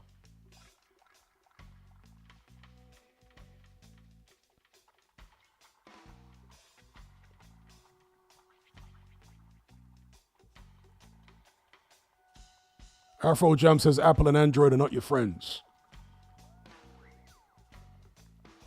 Luke Partridge says Parker will beat AJ. I reckon Parker might be the favorite if the fight were to happen next, with the bookies and maybe, with the public reflecting that. Luke Partridge says, do you believe Fury's real name is Partridge? I can't stop laughing at how the fanboys get so triggered by the name more than anything else. Now, personally, I suspect that their original family name, on one side at least, was Partridge, because I vaguely remember Peter Fury actually saying that. I vaguely recall Peter Fury being asked in some interview, one of these sit-down interviews that he does with these kind of obscure channels that do loads of interviews with the Furies. I vaguely remember Peter Fury being asked and him saying that the family name on one side was actually Partridge. I vaguely remember that. That's why when I read that forum post on Boxing Scene, which is years and years old, I think from 2012, and they had a guy in there, and I showed this on a live stream, giving all this detail about John Fury and situations he's been involved in, and, some professional boxer, a much lighter guy, I think a light heavyweight or something, stuck it on John Fury after a sparring session. And John Fury just drove off in his van, and he gave all this detail. And one detail he gave was that the family name is actually Partridge, not Fury. And he said, I swear it's true. And when I read that, I was like, Partridge, I swear Peter Fury at one point said that, their family name was Partridge. So I suspect that there is partridges in the Fury family. Let's just at least put it that way.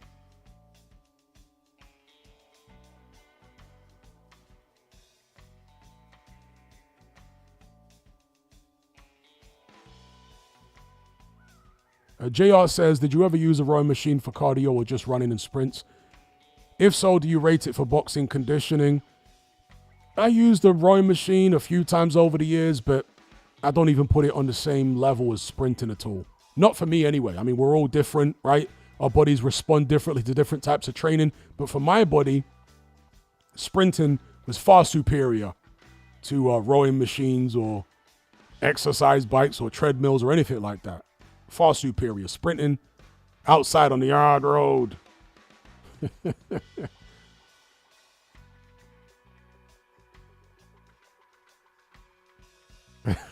Alex Fella says, John Partridge sat back in his camping chair with Gypsy Queen campfire lit while being interviewed by Andy Purwell. I don't think it was the Andy Purwell. I think it was one of these other like obscure channels. Because Andy Purwell works for Boxing Social, right? I'm sure it was one of these obscure channels that has done like 1 million interviews with Peter Fury, and it's only like Peter and John and the Furies that they ever interview. I swear in one of them, Peter Fury said that part of his family are partridges.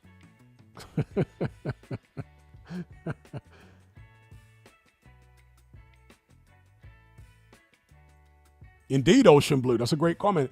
He says, with that logic regards to data, why do you need locks on your property? Your data is valuable. And it's your data. Why should anybody be able to, whether they're doing something wrong or not, why should they have access to your data? It's your data. You know what I mean? Why should people be able to pry in? It's so weird the way that people in the modern world have such a different mindset to people in the 1980s and 1990s and so on. I mean, social media has actually helped bring about this change in attitude. Because I remember when in the early days of social media, when you had, MySpace and when Facebook was first getting going, people didn't put their real names on their profiles. In fact, there used to be a warning when you would sign into Facebook not to put your real data and too much of your real information up there. Now it's like the opposite. Now you can't get on unless you put all your real data and verify and this, that, and the other. Because back then people used to guard their privacy. Yeah? It's like back in the days when we used to use analog cameras to take pictures and whatnot. You would go and collect your snaps from being developed. In the UK, you go to like Snappy Snaps or Bouts or whatever to get your photos developed, and they'd be given back to you privately, in like a sealed thing. You wouldn't have all your pictures just out there for everybody to look at. But social media has changed a lot, and people are not so private anymore or concerned about privacy.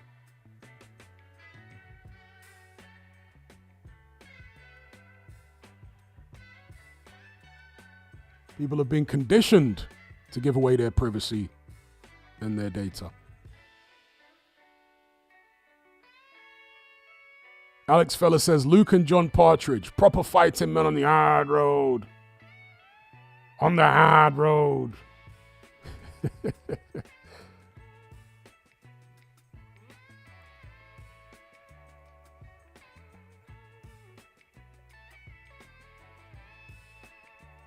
All right, is this tab crashed on me again? Oh, damn it all, Firefox. Who do I blame, Firefox or YouTube for it? Maybe a bit of both. 6 of one and half a dozen of the other. Constantly crashing this tab when I live stream. And the funny thing is, it's a relatively recent issue, because up until a couple months ago, it was never happening. Mr. Lucas says, do you think Partridge and AJ have seen your vids? AJ for sure has seen my vids. Partridge, I'm not sure. I'm not sure about Partridge, but certainly AJ's seen them. Ocean Blue says it might have been BBTV. Very possibly, because they're one of the channels that are, as I described, very Fury-centric BBTV. So it may well be them, but there were a few others that are not quite as well known as them that used to constantly do Fury interviews. JA says, how do you know AJ has seen your vids? By some of the stuff that he said in some of his interviews, particularly a few years ago. Yeah, a few years ago, when AJ was still riding high and whatnot, there were certain things he said in interviews, and Eddie Hearn, certain things they both said in interviews that convinced me that both of them had seen my videos. And there were other people who were close to AJ at the time, like Lawrence Okolie, who I know watched my videos because he told me, Lawrence Okolie told me that he watched my videos. I spoke to him in DMs and whatnot. And Lawrence Okolie at the time was managed by AJ, you know, part of 258 and all that. So yeah, I'm sure AJ and Eddie Hearn have, but I don't know about Partridge.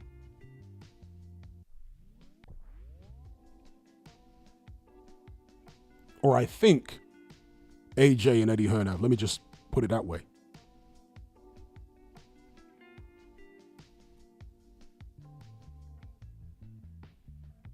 Now, Jimbo says Joshua probably hates you. Who knows? I wouldn't have thought so, but depends on whether he understands objectivity or not.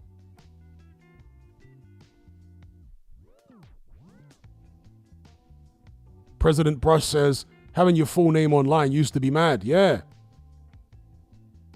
Elliot says, Eddie Hearn definitely has, I reckon, me too. Because also you had Dylan White, who publicly said he'd watched my videos, and I spoke to Dylan White as well in DMs. Dave Allen, Jarrell Miller. All of these fighters had watched my videos. So yeah, I suspect AJ's watched them too.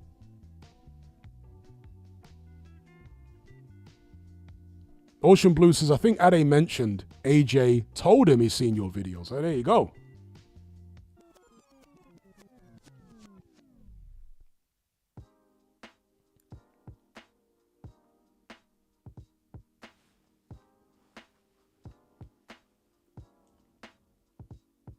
Who's looking forward to the Dave Allen, Johnny Fisher rematch? And how do we see it going?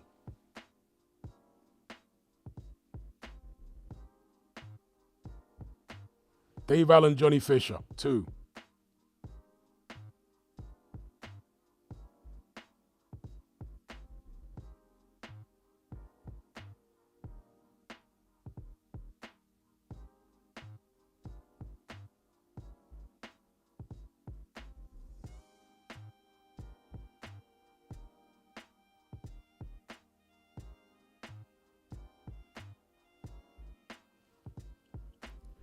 As he says, Fisher takes the W in the rematch. Linkage says Dave Allen stoppage. Adrian says, I feel Fisher wins another decision. Alex is saying Johnny Fisher on points. Yeah, I'm going Johnny Fisher on points too. I reckon he takes it more legitimately this time, because last time there was controversy. This time I think he'll win it, and there won't be so much controversy. I think that Johnny Fisher, fought a terrible fight first time. I don't know whether it was out of anxiety, but he came out trying to blast Dave Allen out of there, which was a terrible miscalculation. Because Dave Allen has got a tremendous chin, and he's very experienced. So you don't want to be coming out there trying to blast him out. You want to just keep him turning, stick and move. Obviously, you have to hold your feet at certain points to get his respect, but he overdid it in the first round, in my view, Johnny Fisher.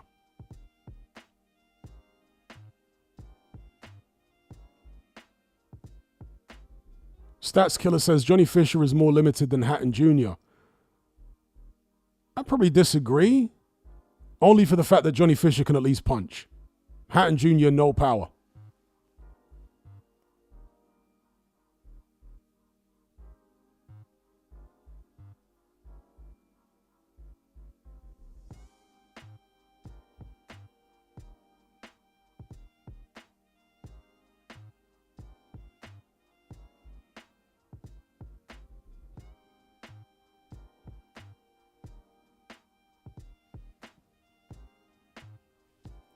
As he says, Junior cannot punch at all.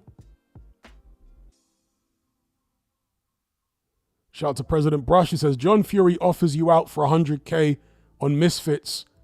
Are you taking the fight? Would I take a fight with John Fury on Misfits for 100K? You're going to have to pay me a bit more than that. It's like somebody asked me on one of the previous live streams if Turki Alalshikh offered me, in fact, I don't think they proposed a particular amount. I think they asked me how much Turki would have to pay me to sell my channel to him. You know, the way that like Michael Benson apparently sold his Twitter account to Turki Alalshikh. It's now the Ring Magazine account. How much money would I want to sell my YouTube channel to Turki? And the way I broke it down was based upon how much money this channel generates, how much money I expect it to generate over the next few years, because if I had to start another say I sold this channel and started a new channel, then I'm projecting how long it would take me to get the same views and therefore the same revenue on a new channel as I get on this channel currently, and how many views I project to get in this channel, you know, over the next few years. And so based upon all that, I was like, well, I wouldn't sell this channel for any less than maybe 150 grand. And people are saying, that's crazy. What do you mean you're going to sell your channel for? That's too much money. But I'm thinking about all the work I've put in. This is how you value things, folks. Don't undervalue yourself and don't undervalue your assets. Yeah? I'm thinking about all the work it's taken me to get this channel to where it's at, to what it's earning. And I'll be starting from scratch on a new channel. So think about all the revenue I'm missing out on. That needs to be factored into how much I would sell the channel for. You know? But yeah, as far as John Fury and the 100K,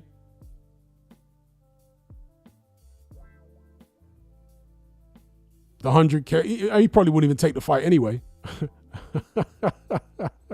But I probably want a bit more than that. I do like my privacy. I do like my privacy, but everybody has a price. There would be a price which, if somebody, you know, offered it to me, I'd be like, man, as much as I like my privacy, for a one-off, I can't turn the money down. I can't turn the money down. Loud Parrot says, how much to work with DAZN? I wouldn't work with DAZN as an employee. As a one-off, I might work with him, but I don't like being an employee.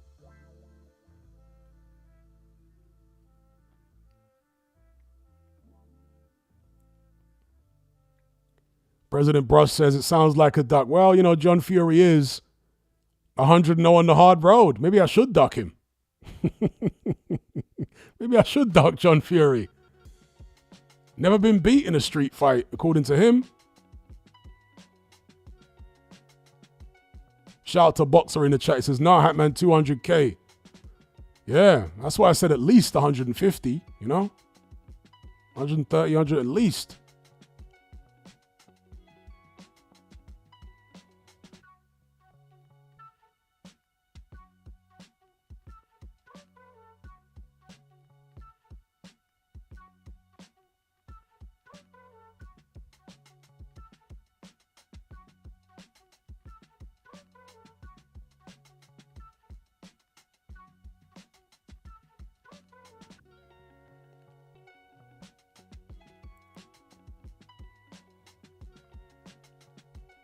A Deep Random Thinker says, how much did Usyk get paid in 2024?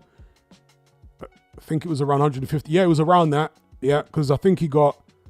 Actually, I don't think it was 150 million, but then again, there are many different estimates. The estimates I saw were, I think he got paid around 30 million for the first Fury fight and about 80 million or 70 million for the second fight. So he's made over 100 million, basically, in 2024, which is, you know, massive money. I'm sure he never would have dreamed when he turned pro that he'd be making anywhere near that type of money. You know? He never dreamed he'd ever come close to making purses like that when he first turned over.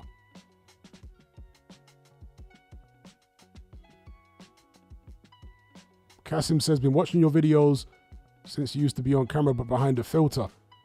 I only used a filter on maybe 2 videos I ever made, which, funny enough, were when I was doing impressions of John Fury. I used the John Fury face filter and a Dylan White face filter. Those are the only 2 times I used the filter. Thoughts on Senior being at the Junior versus Ben fight? Bit more entertainment. Hopefully, if he's at the press conferences, I'll be more inclined to watch them.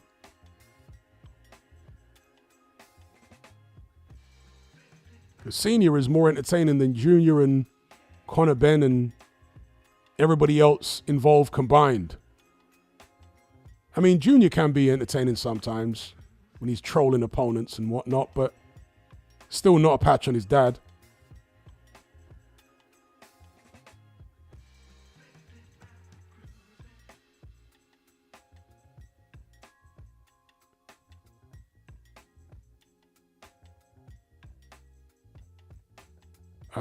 Was there a Will Smith filter? Yeah, there was, but only on my Instagram. I don't think I ever put that on YouTube.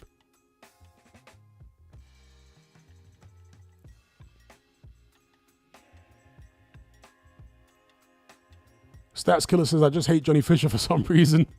I know that he is more talented than Hatton. Bosh. Maybe it's the whole Bosh thing that annoys you, or the whole Essex vibe. Because, you know, Essex has its own vibe. The best way I could describe the Essex vibe, you've got a bunch of people who are mainly from like working class British families, and they've come into money, you know, like middle class type money in the past generation or 2. But they still have like a working class accent. And, you know, let's be real, upwardly mobile working class people in all communities don't tend to be the classiest when it comes to the way they dress and the fashions and stuff like that. They tend to be a bit gaudy. They tend to be a bit vulgar, you know? And that's what you get with the Essex crew. Orange, You Been Tango, Donald Trump style tans. You know, Botox left, right. And that's for the boys and the girls, the men and the women. Crazy like orange tans. Sunbeds galore. Botox and, you know, for the girls, all types of hair extensions and whatnot. Dizzy attitudes, and you know what it's like in Essex. It's like a trashy, the teeth, it's like a trashy, it's like people who have just come into money that don't really know how to use it properly. Do you know what I mean? I'm probably not articulating myself the best here.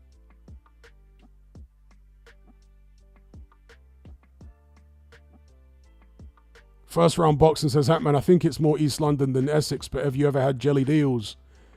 Well, you know, Essex and East London merge. And the people who used to live in East London now live in Essex. You know, they've all moved out to Essex. So Essex has basically become East London, if that makes sense. But yeah, jelly deals, I've never had them. Never wanted to have them.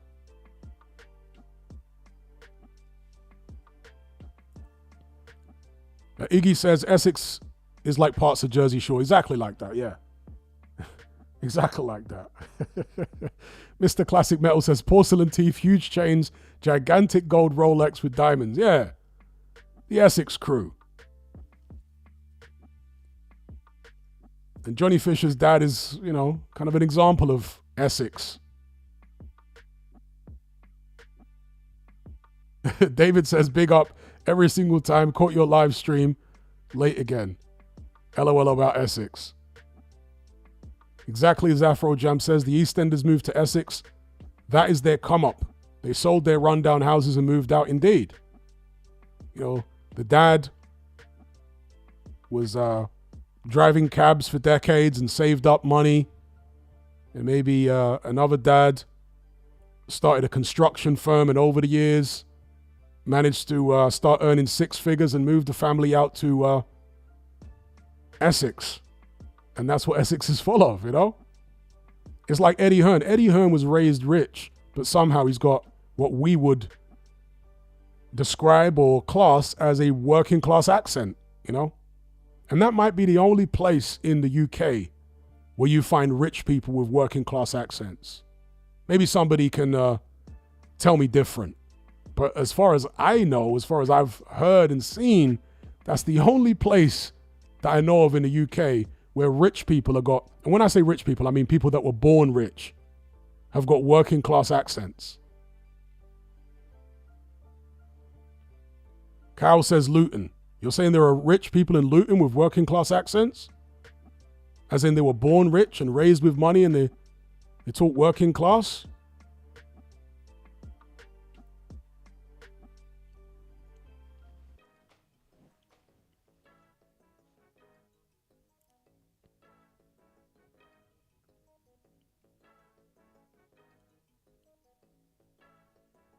Jimbo Jones says Yorkshire. Well, I've encountered like well-to-do people from up north and they don't have working class accents. The ones I've met anyway.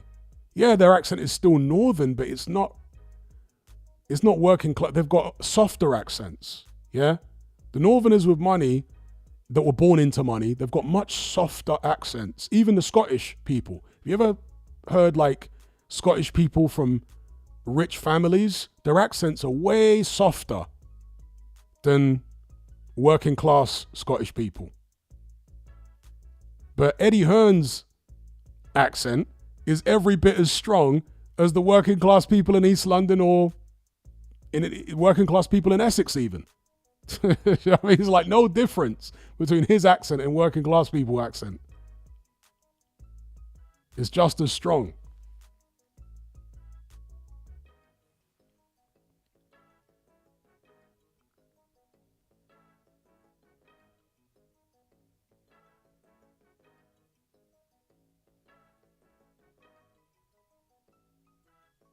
Yep, apples and pears, apples and pears.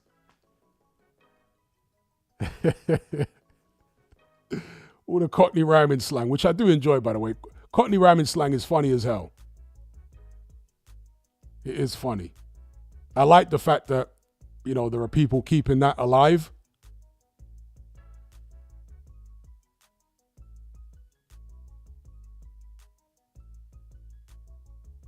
different gravy.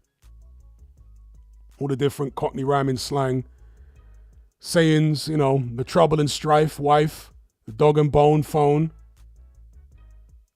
the barnet fair, hair,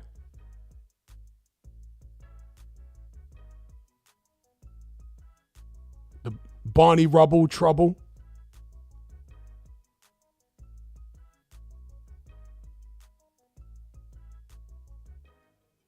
syrup of fig wig. I don't think I've heard that one before. Iggy Pop says the wealthy people in Scotland are English. I mean, for example, I'm not sure how many of you know Graham Hancock, author, journalist. You know, he's done documentaries on documentary series on Netflix called Ancient Apocalypse and whatnot. Graham Hancock is Scottish, but listen to his accent. It's not very Scottish, is it? I mean, the Scottish is barely there in his accent. That's how a lot of the affluent Scots talk, in this extremely soft Scottish accent. He's probably one of the more extreme examples, and I know he's lived in England for many, many years. But still, yeah, the Graham Hancock type Scottish accent, a lot of the rich Scots talk like that.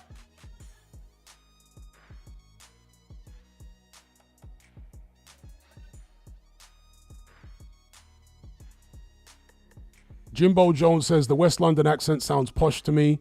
Yeah, they use slang, but it just sound like posh people using slang. Jay Silver says Gordon Ramsay the same. Yeah, but Gordon Ramsay hasn't lived in Scotland since he was a child, has he? Whereas Graham Hancock, to my understanding, was still in Scotland into adulthood. But Gordon Ramsay, I think, barely lived in Scotland. I think when he was a very small child, So he wouldn't have the accent at this stage. Behemoth says, yeah, Hancock is about as eloquent, southern posh as you can get. Yeah, the only hint of a Scottish accent that you hear in Graham Hancock is the way he kind of pronounces his R's, the way that a Scottish person would, where they round off their R's.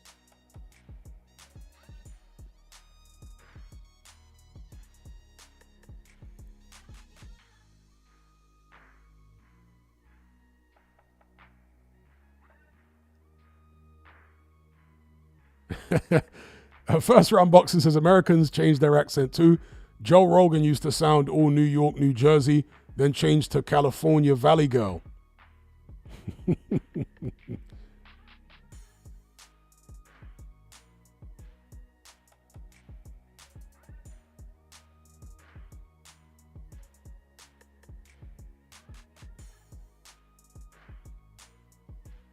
Telstar says, ask a Scot to say 11 and you'll hear how strong their accent is.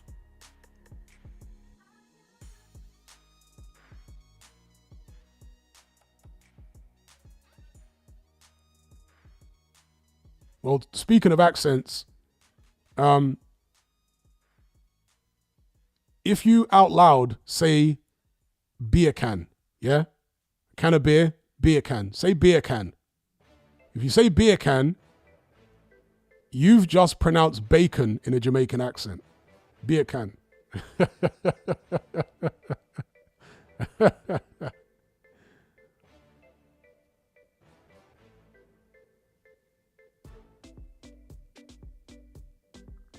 Kyle says, what does posh Brummy sound like? You know what?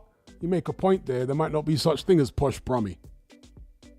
And actually there is. No, there is. No, I knew somebody who was from Sutton Coldfield, which is more or less Birmingham, right? And they were from like a well-to-do, like, you know, upper middle class family, and their accent was pretty damn posh. Yeah, they didn't have like a, what they call yam yam accent in the West Midlands.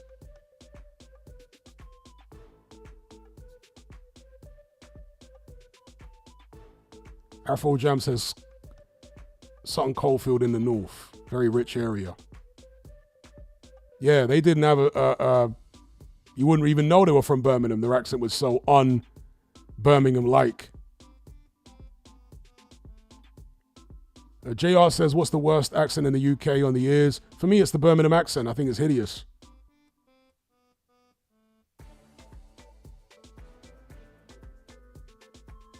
First round boxer says, Carl and Carol, the same in a strong Scottish accent. Indeed. Indistinguishable.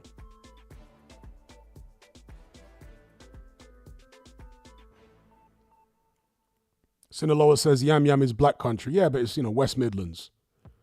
Those of us who are not from Birmingham, we don't divide it up as much as people from the area do. To us, it's all Birmingham. When I used to go up Birmingham when I was dating a girl from there years ago, she would tell me that, oh no, that bit is West Bromwich, it's not Birmingham, and that bit is Wolverhampton, it's not Birmingham. To me, it's all Birmingham. To me, it's all Birmingham. I can't tell the difference between the Birmingham accent and West Bromwich and Wolverhampton. To me, it all sound the same. Yeah, the black country.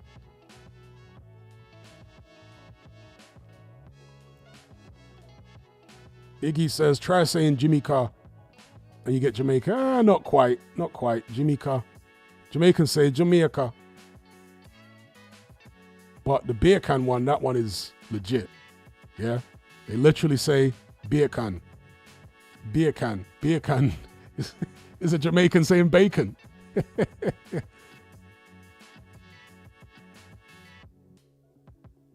See, DS, this is what I'm talking about. See, I'm from the Midlands. Sutton Coldfield is a separate town to Birmingham, and the yam yam accent isn't Brummie either. It's black country. Walsall, Wolves, see, that's what I'm saying. But to us outside of Birmingham, yeah, who are from London and wherever else, it's all the same. To me, it's all the same. It's all Birmingham. The accent to me sounds the same. The set says, Hatman, are you a fan of Rick James music? Not particularly. You know, he had a few tunes here and there, but not real big. Adrian says it's all Brum. Yeah, to us it's all Brum.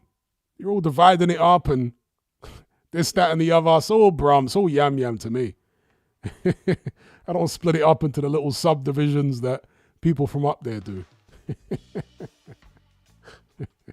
That always used to annoy, you know, my ex who I was dating at the time. I was like, look, everyone just sounds like Jasper Carrot up here to me, so I can't tell the difference between a Wolverhampton and West Brom and this and that. Walsall, all sound the same. And Sinaloa says, it's like Cockney, not all Londoners understand it. Well, not all Londoners are Cockneys, but from people that are not from London, I can understand why they would think all the accent, you know, everyone from London sounds like a Cockney.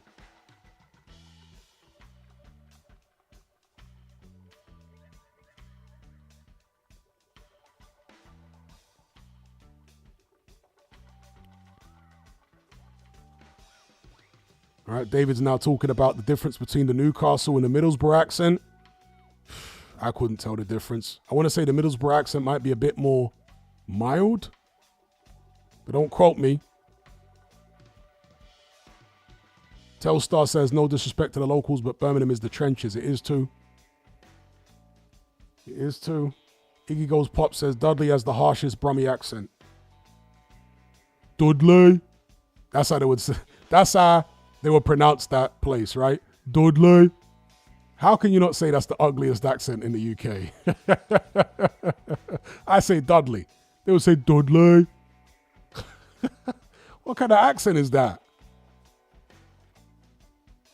Lucan says, will you class Frank Warren as Cockney? Well, technically, Frank Warren's from North London and therefore not a Cockney.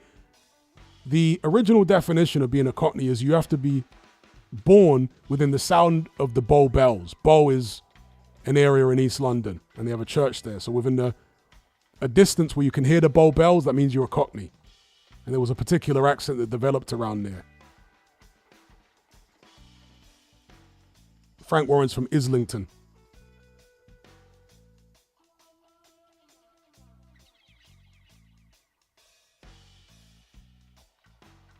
Lenny Henry. Yeah, Lenny Henry from Birmingham too, right?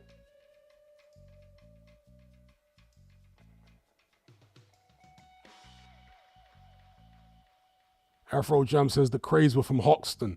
Yeah, but again, the original definition of being a Cockney was, were you born within the sound of the Bow Bells?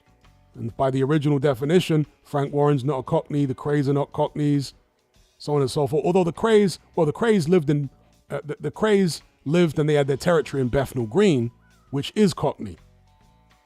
Yeah? Bethnal Green is within the sound of the Bow Bells. But Hoxton, of course, is Hoxton within the sound of the Bow Bells? Maybe it is. But not Islington. Definitely not Islington.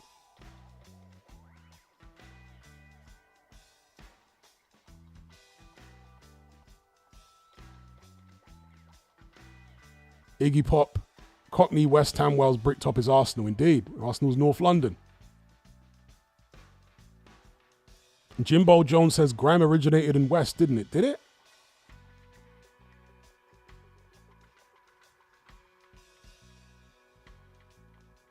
Grime was always strongest in East London. So if it originated in West London, I'm surprised because really, you know, they say that Wiley was one of the godfathers of grime, Wiley and Dizzy, and they're both from East London, Bow.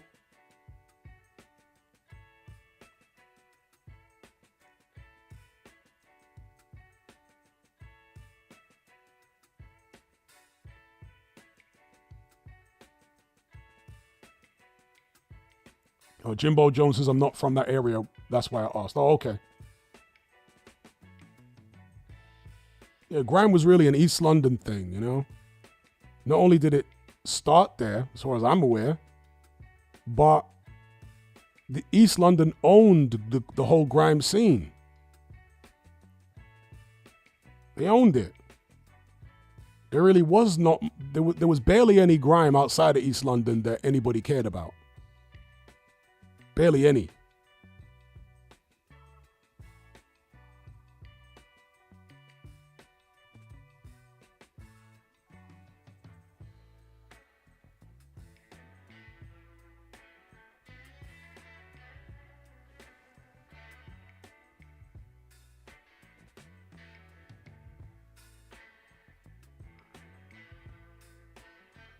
Encircle says, Hatman, do you know what the word Cockney is actually derived from? I don't. Please enlighten me.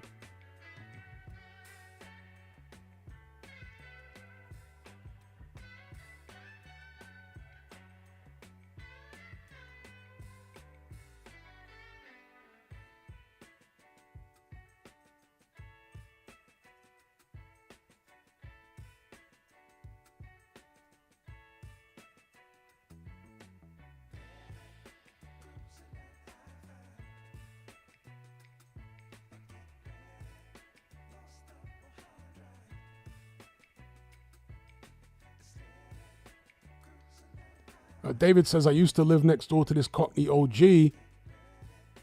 His dad used to be Frank Warren's dry cleaner back in the days. He had so many stories he used to tell me about Frank Warren. Tony says, if you talk boxing already, yep. But if you want to jump back in, we can talk boxing. No problem. But when we've run out of boxing talk, we end up in a general chat, usually, about all sorts.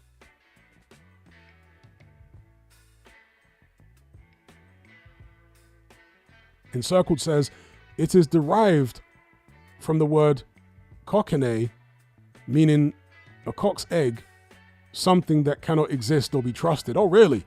See, that doesn't surprise me because of the history of classism in Britain. You know, with the working class always being demonized.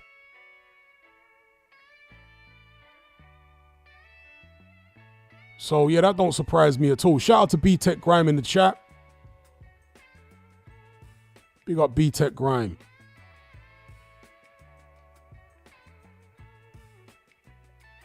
Did I talk about Nick Ball's fight? Yeah, I did.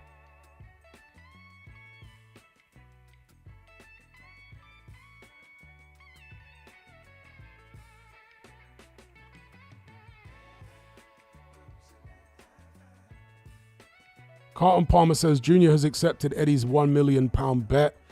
Are you more interested in watching the fight now? No. Not really. Junior, it's been speculated, might be making 10 mil. He's already got a lot of money. So, yeah. As I said earlier on in the stream, Senior being at the press conference would make me more interested in watching. The Senior's genuinely entertaining.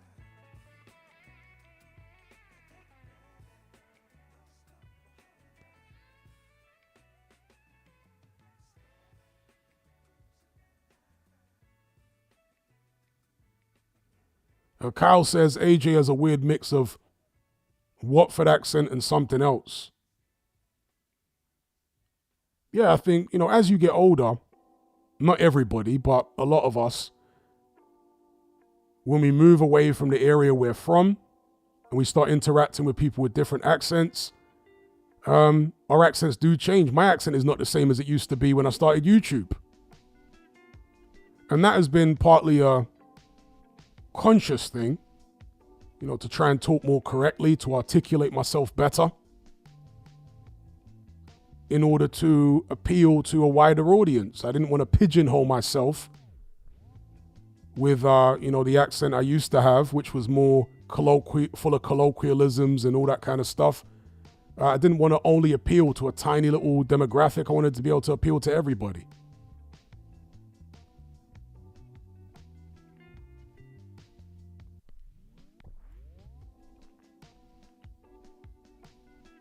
So I've kind of neutralized my accent now. Obviously, I still have a London accent, but it's not as,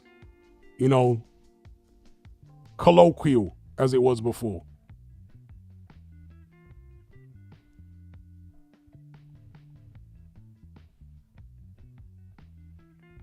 It's a more accessible London accent now.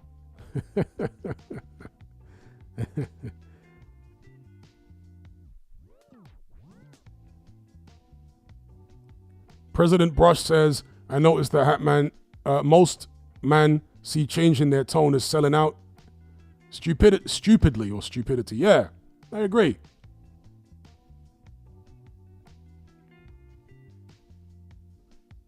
Because really and truly, oh, my tab has crashed again.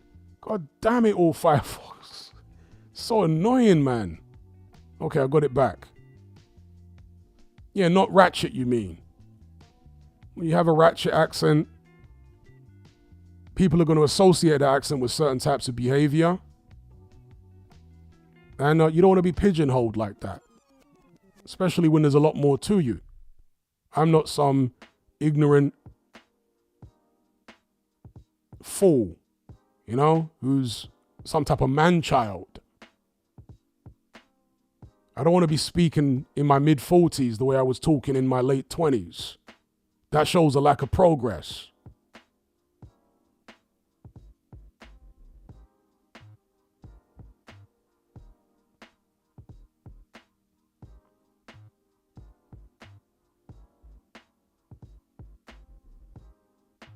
Linkage says, is it your PC that's having issues? Nah, I'm on a MacBook. Powered up MacBook. It's just the browser. You never used to do this, but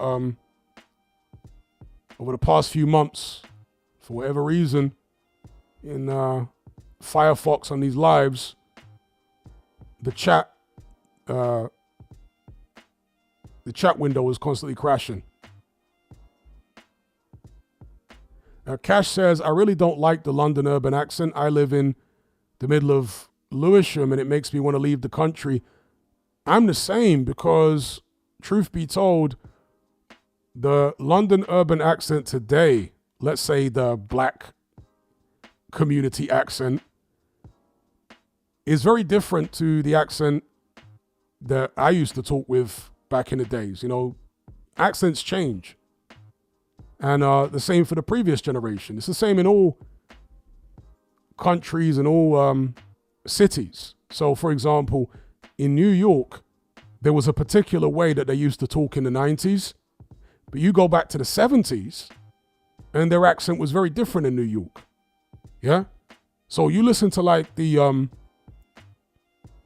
for example, black people in New York in the 60s and 70s, they were talking quote unquote jive, right? So the rhythm to the way they would talk and their accent was very different to black New Yorkers in the 90s. Black New Yorkers in the 90s were like, yeah, son, and all that type of stuff. Whereas in the 70s and the 60s, black New Yorkers were talking about jive, Turkey, and do you know what I mean? Like their accent, it wasn't just the slang that was different, their accent was different. So accents obviously evolve and change over time, even in the same place.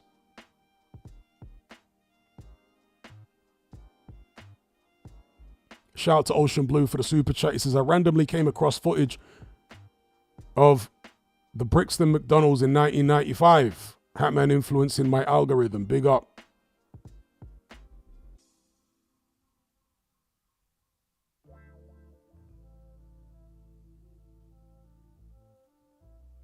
Boxer says it's changed a lot. Yeah, the accent has changed a lot. The accent back in the days, back in the 90s, even in somewhere like Brixton, is very different to the accent now.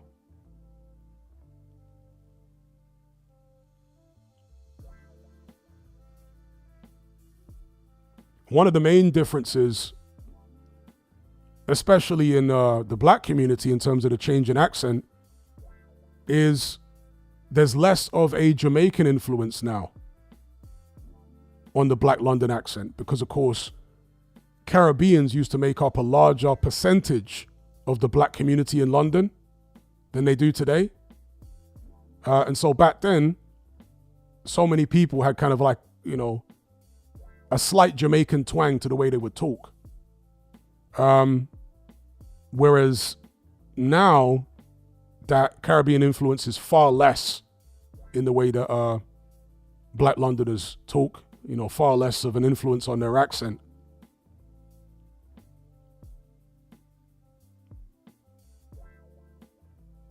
Carlton Palmer says, I know some people in their 40s still talking like they're in secondary school. So do I.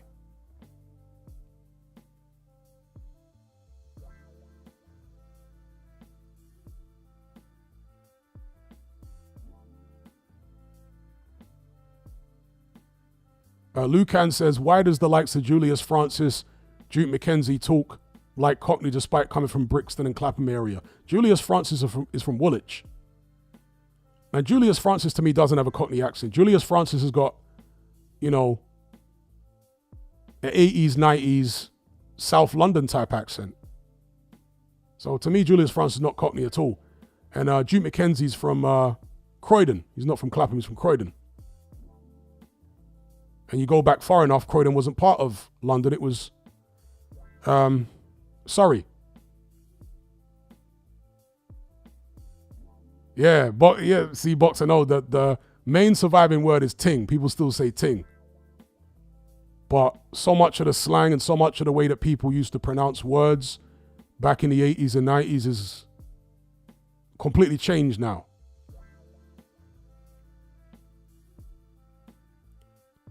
Because of the waning, the diminishing Jamaican influence.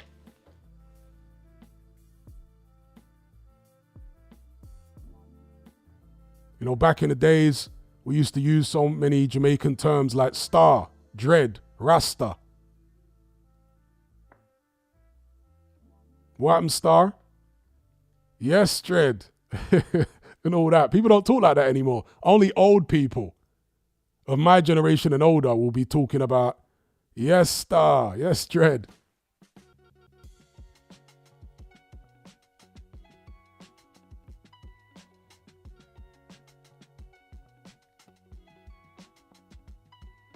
All right, brethren. Yeah, brethren is still common, I suppose.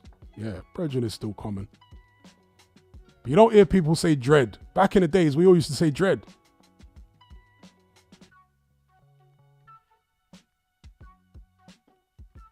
Yeah, Wagwan. Okay, Wagwan is still there.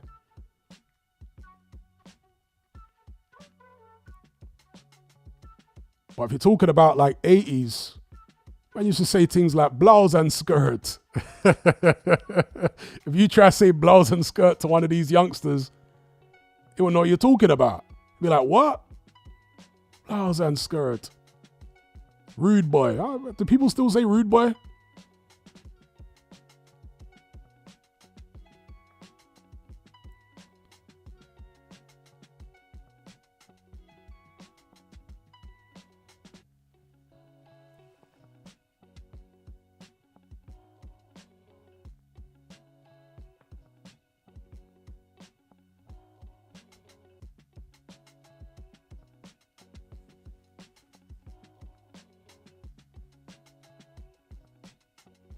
Afro Jam says there are newer terms that young people use that older people would never know.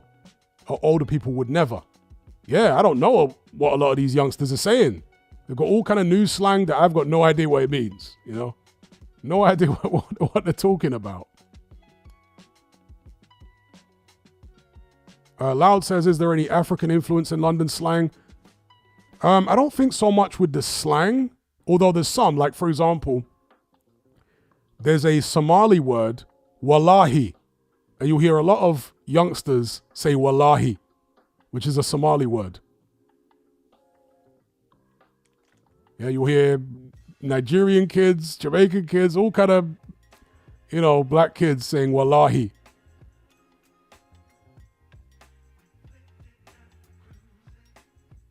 Nyash, do they use that in London now? That's an African word, yeah. Dominic says Arab word. Not really. It's maybe bastardized Arabic would be the way to describe it, because in Arabic they just say wallah. They don't say wallahi. They say wallah. So it's like a Somali version of an Arabic word. Somalis will say wallahi, whereas Arabs will just say wallah.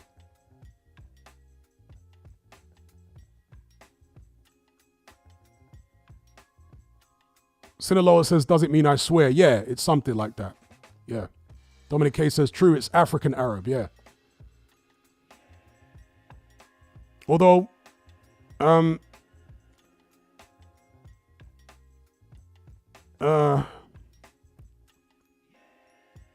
what is that language family called that Arabic is part of? Forget what the language family is called. Arabic, Somali, the Ethiopian languages, they're all part of the same language family. Is it Afro-Asiatic? I think it's Afro-Asiatic, isn't it? Yeah, Afro-Asiatic. Afro-Asiatic, yeah. And from what I've seen, the latest research, at least for some of the studies, actually shows that the Afro-Asiatic languages, including Arabic, originated in the Horn of Africa. They didn't originate on the Arabian Peninsula.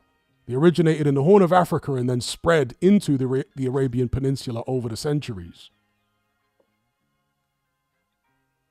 But apparently, according to some research, they originated in, let's say, Horn of Africa, Ethiopia, that area.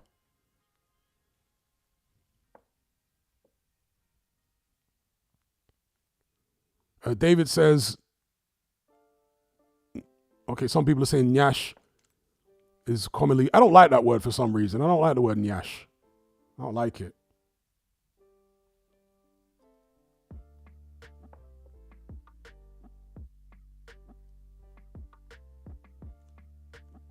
Jackie Boy Johnson says, do you agree with the notion that London is less English than it used to be? Well, it's a fact, isn't it?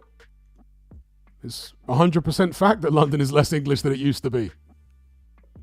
The indigenous population of London now is about 35%, there or thereabouts. The population of London that are white British is about 35%. So London is way less English than it used to be.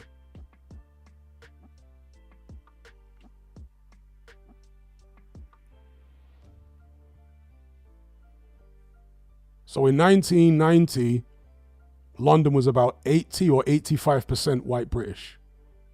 So that's 35 years ago.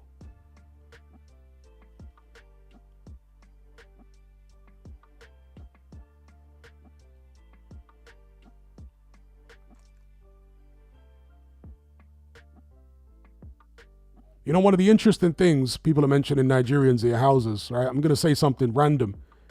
But, Skepta, the rapper, apparently Skepta's family are originally Falasha Jews.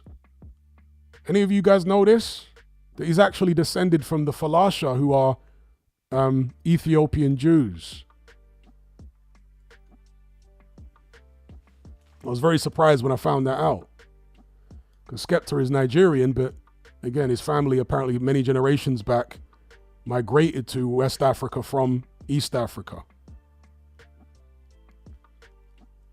Afro Jam says Axum and other empires actually had control of big parts of the Arabian Peninsula. Yeah, that's true. The Axumite Empire was very powerful. Very powerful. In the early centuries AD, in BC, the Axumite Empire was very powerful. Right up until maybe the Middle Ages, it was a powerful empire. They built so many monuments and giant obelisks and all sorts of stuff in Ethiopia.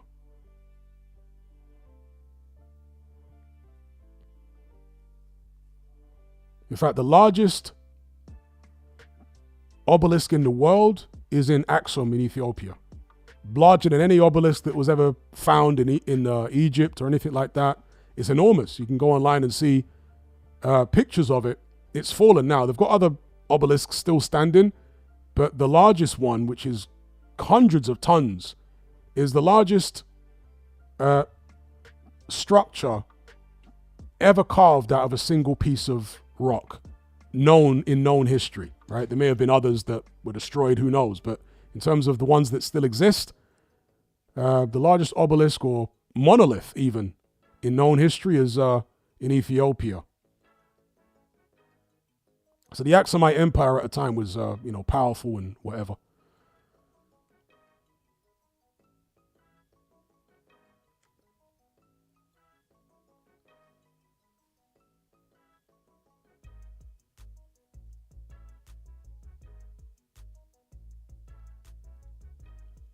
Intellect says, last I heard, Skepta became a chief in Nigeria. Did he?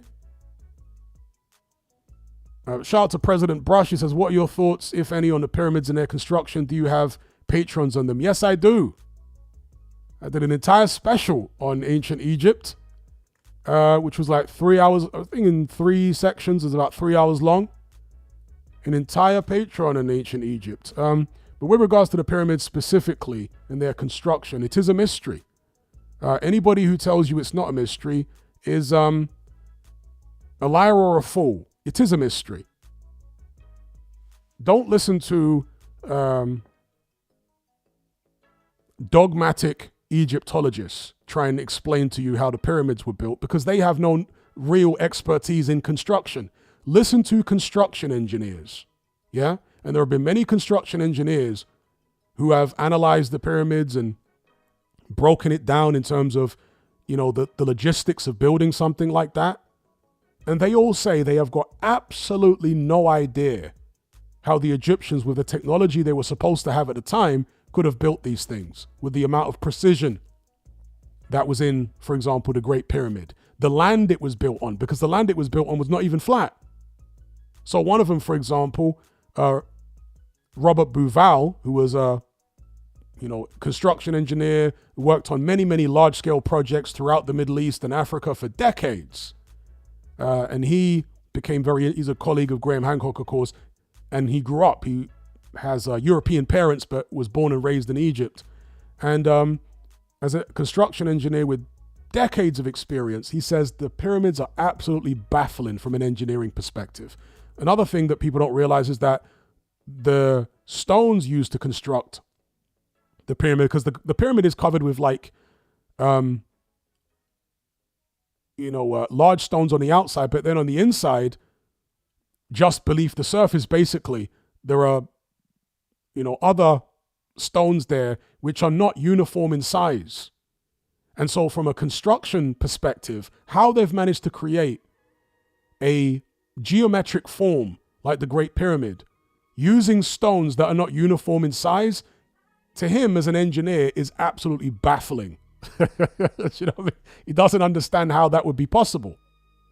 How they worked out, using forms of stones of different sizes, how you can make a geometric the whole thing is baffling to actual construction engineers, because they're the people that do that stuff for a living. Of course, when you speak to Egyptologists who have very little knowledge of construction, they say, oh yeah, it was easily done with sleds and this and that. Okay, that's a cool theory. Put it into practice and show us with experiment.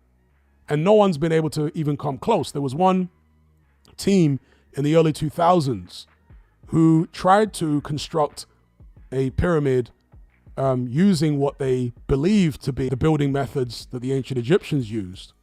And this pyramid was only like 100th the size of the Great Pyramid. And they couldn't do it. They were only trying to move blocks of a ton. And it was so unwieldy to be using ropes and all this stuff and manpower to move even a 1-ton block. Was damn near impossible, right? But somehow, with the Great Pyramid, in the King's Chamber, they've got blocks that are like 80 tons in there, 100 tons, which are God knows how many 100 feet off. Bizarre, right? It's baffling how it was done. So yes, it's a mystery. It's a mystery. I'm not saying it was aliens or UFOs or whatever the case may be. All I'm telling you is nobody's offered a satisfactory answer for how that was done. And if they think they do have the answer, okay, do an experiment and prove it. That's what science is supposed to be about, right? It's not just about theory. It's about, can you prove it with experiment?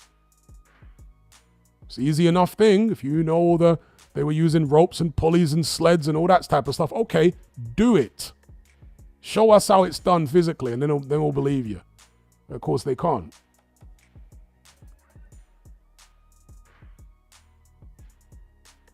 Oh, they say I'm breaking up. Am I still breaking up?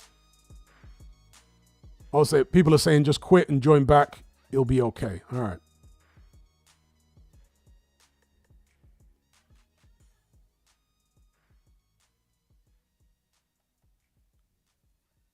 Negroes for Trump says, were you an ecstasy user back in the days? No, never. Never. People are still saying bad audio. Try quit or try refresh the stream. See if that makes a difference for you.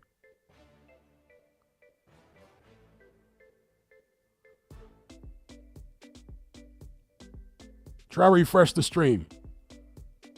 President Brush says, I hear you fine. Yeah, I think people need to refresh their streams. It might solve the issue. All right, they're saying I'm trolling the audio's fine. All right. Intellect says, I think in the UK, Jamaican patois is probably the most appropriate and assimilated in comparison to any other culture's slang words and terms, even more than African slang, in my opinion. Well, Caribbeans were, in large numbers at least, in the 20th century, in the UK long before Africans. I mean, Africans have been in the UK for hundreds of years, in truth.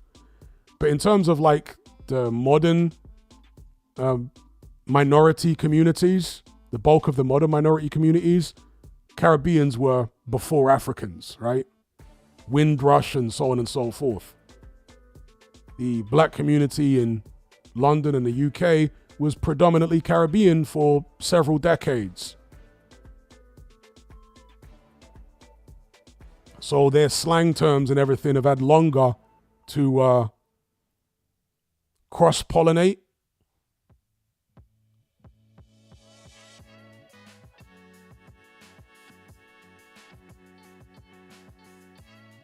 And also, another thing that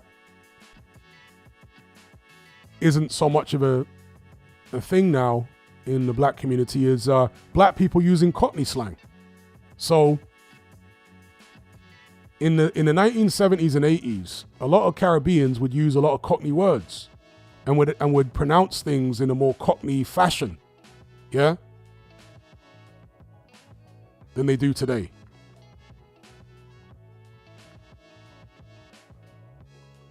So like, you know, Caribbeans back in the days had like a mixture of quite strong working class white Cockney type accent, but also the Jamaican influence. It was like a blend between those two. President Brush says, like Rodney P. Yeah, a lot of men used to talk like that. Well, Nigel Ben's from Ilford, East London. His accent was a lot more on the Cockney side than, very little Caribbean influence in it.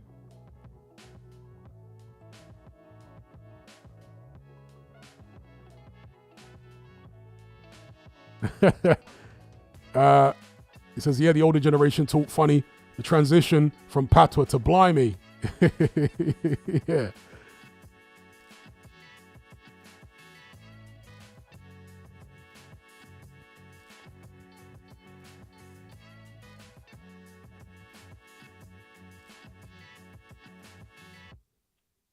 Well, now Cass Pennant was just straight Cockney. That was just like a straight up, more like Cockney accent.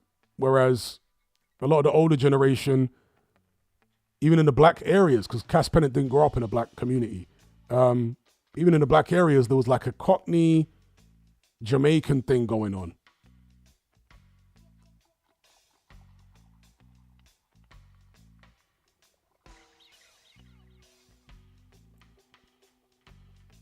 Where, you know, you'd hear like Caribbean women saying, all right, Dawn. Do you know what I mean? They talk like that. All right.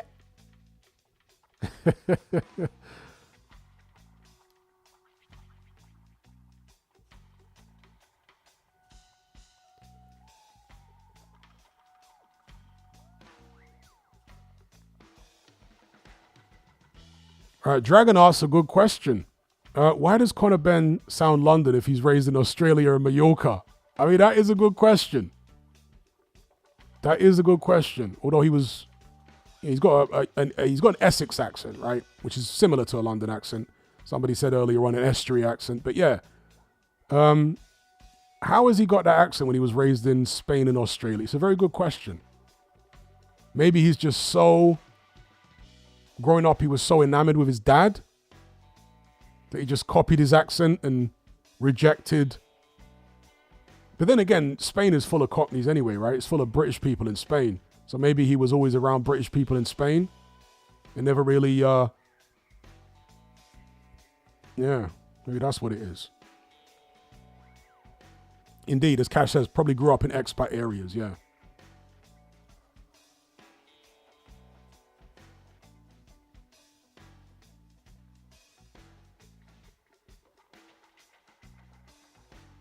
Alex says, Crusher has got that Essex roadman accent, bruv. Yeah, he's got a very Cockney, a very Essex accent for sure. He's got a very Essex accent. Shout out to Black Dynamite. Carlton Palmer says, Connor can speak Spanish really well, yeah. Afro Jam says, Nigel Benn is actually from Islington. He was born in a hospital in Ilford. Ilford them times was rich.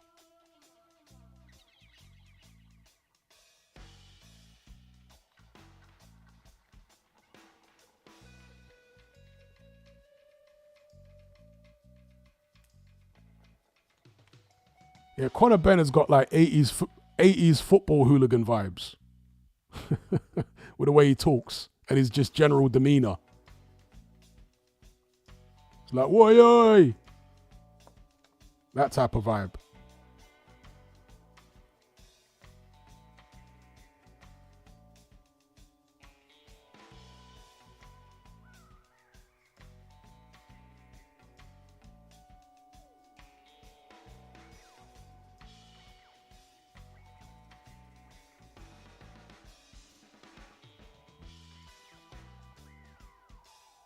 All right, peeps, I'm going to draw the curtain on this one.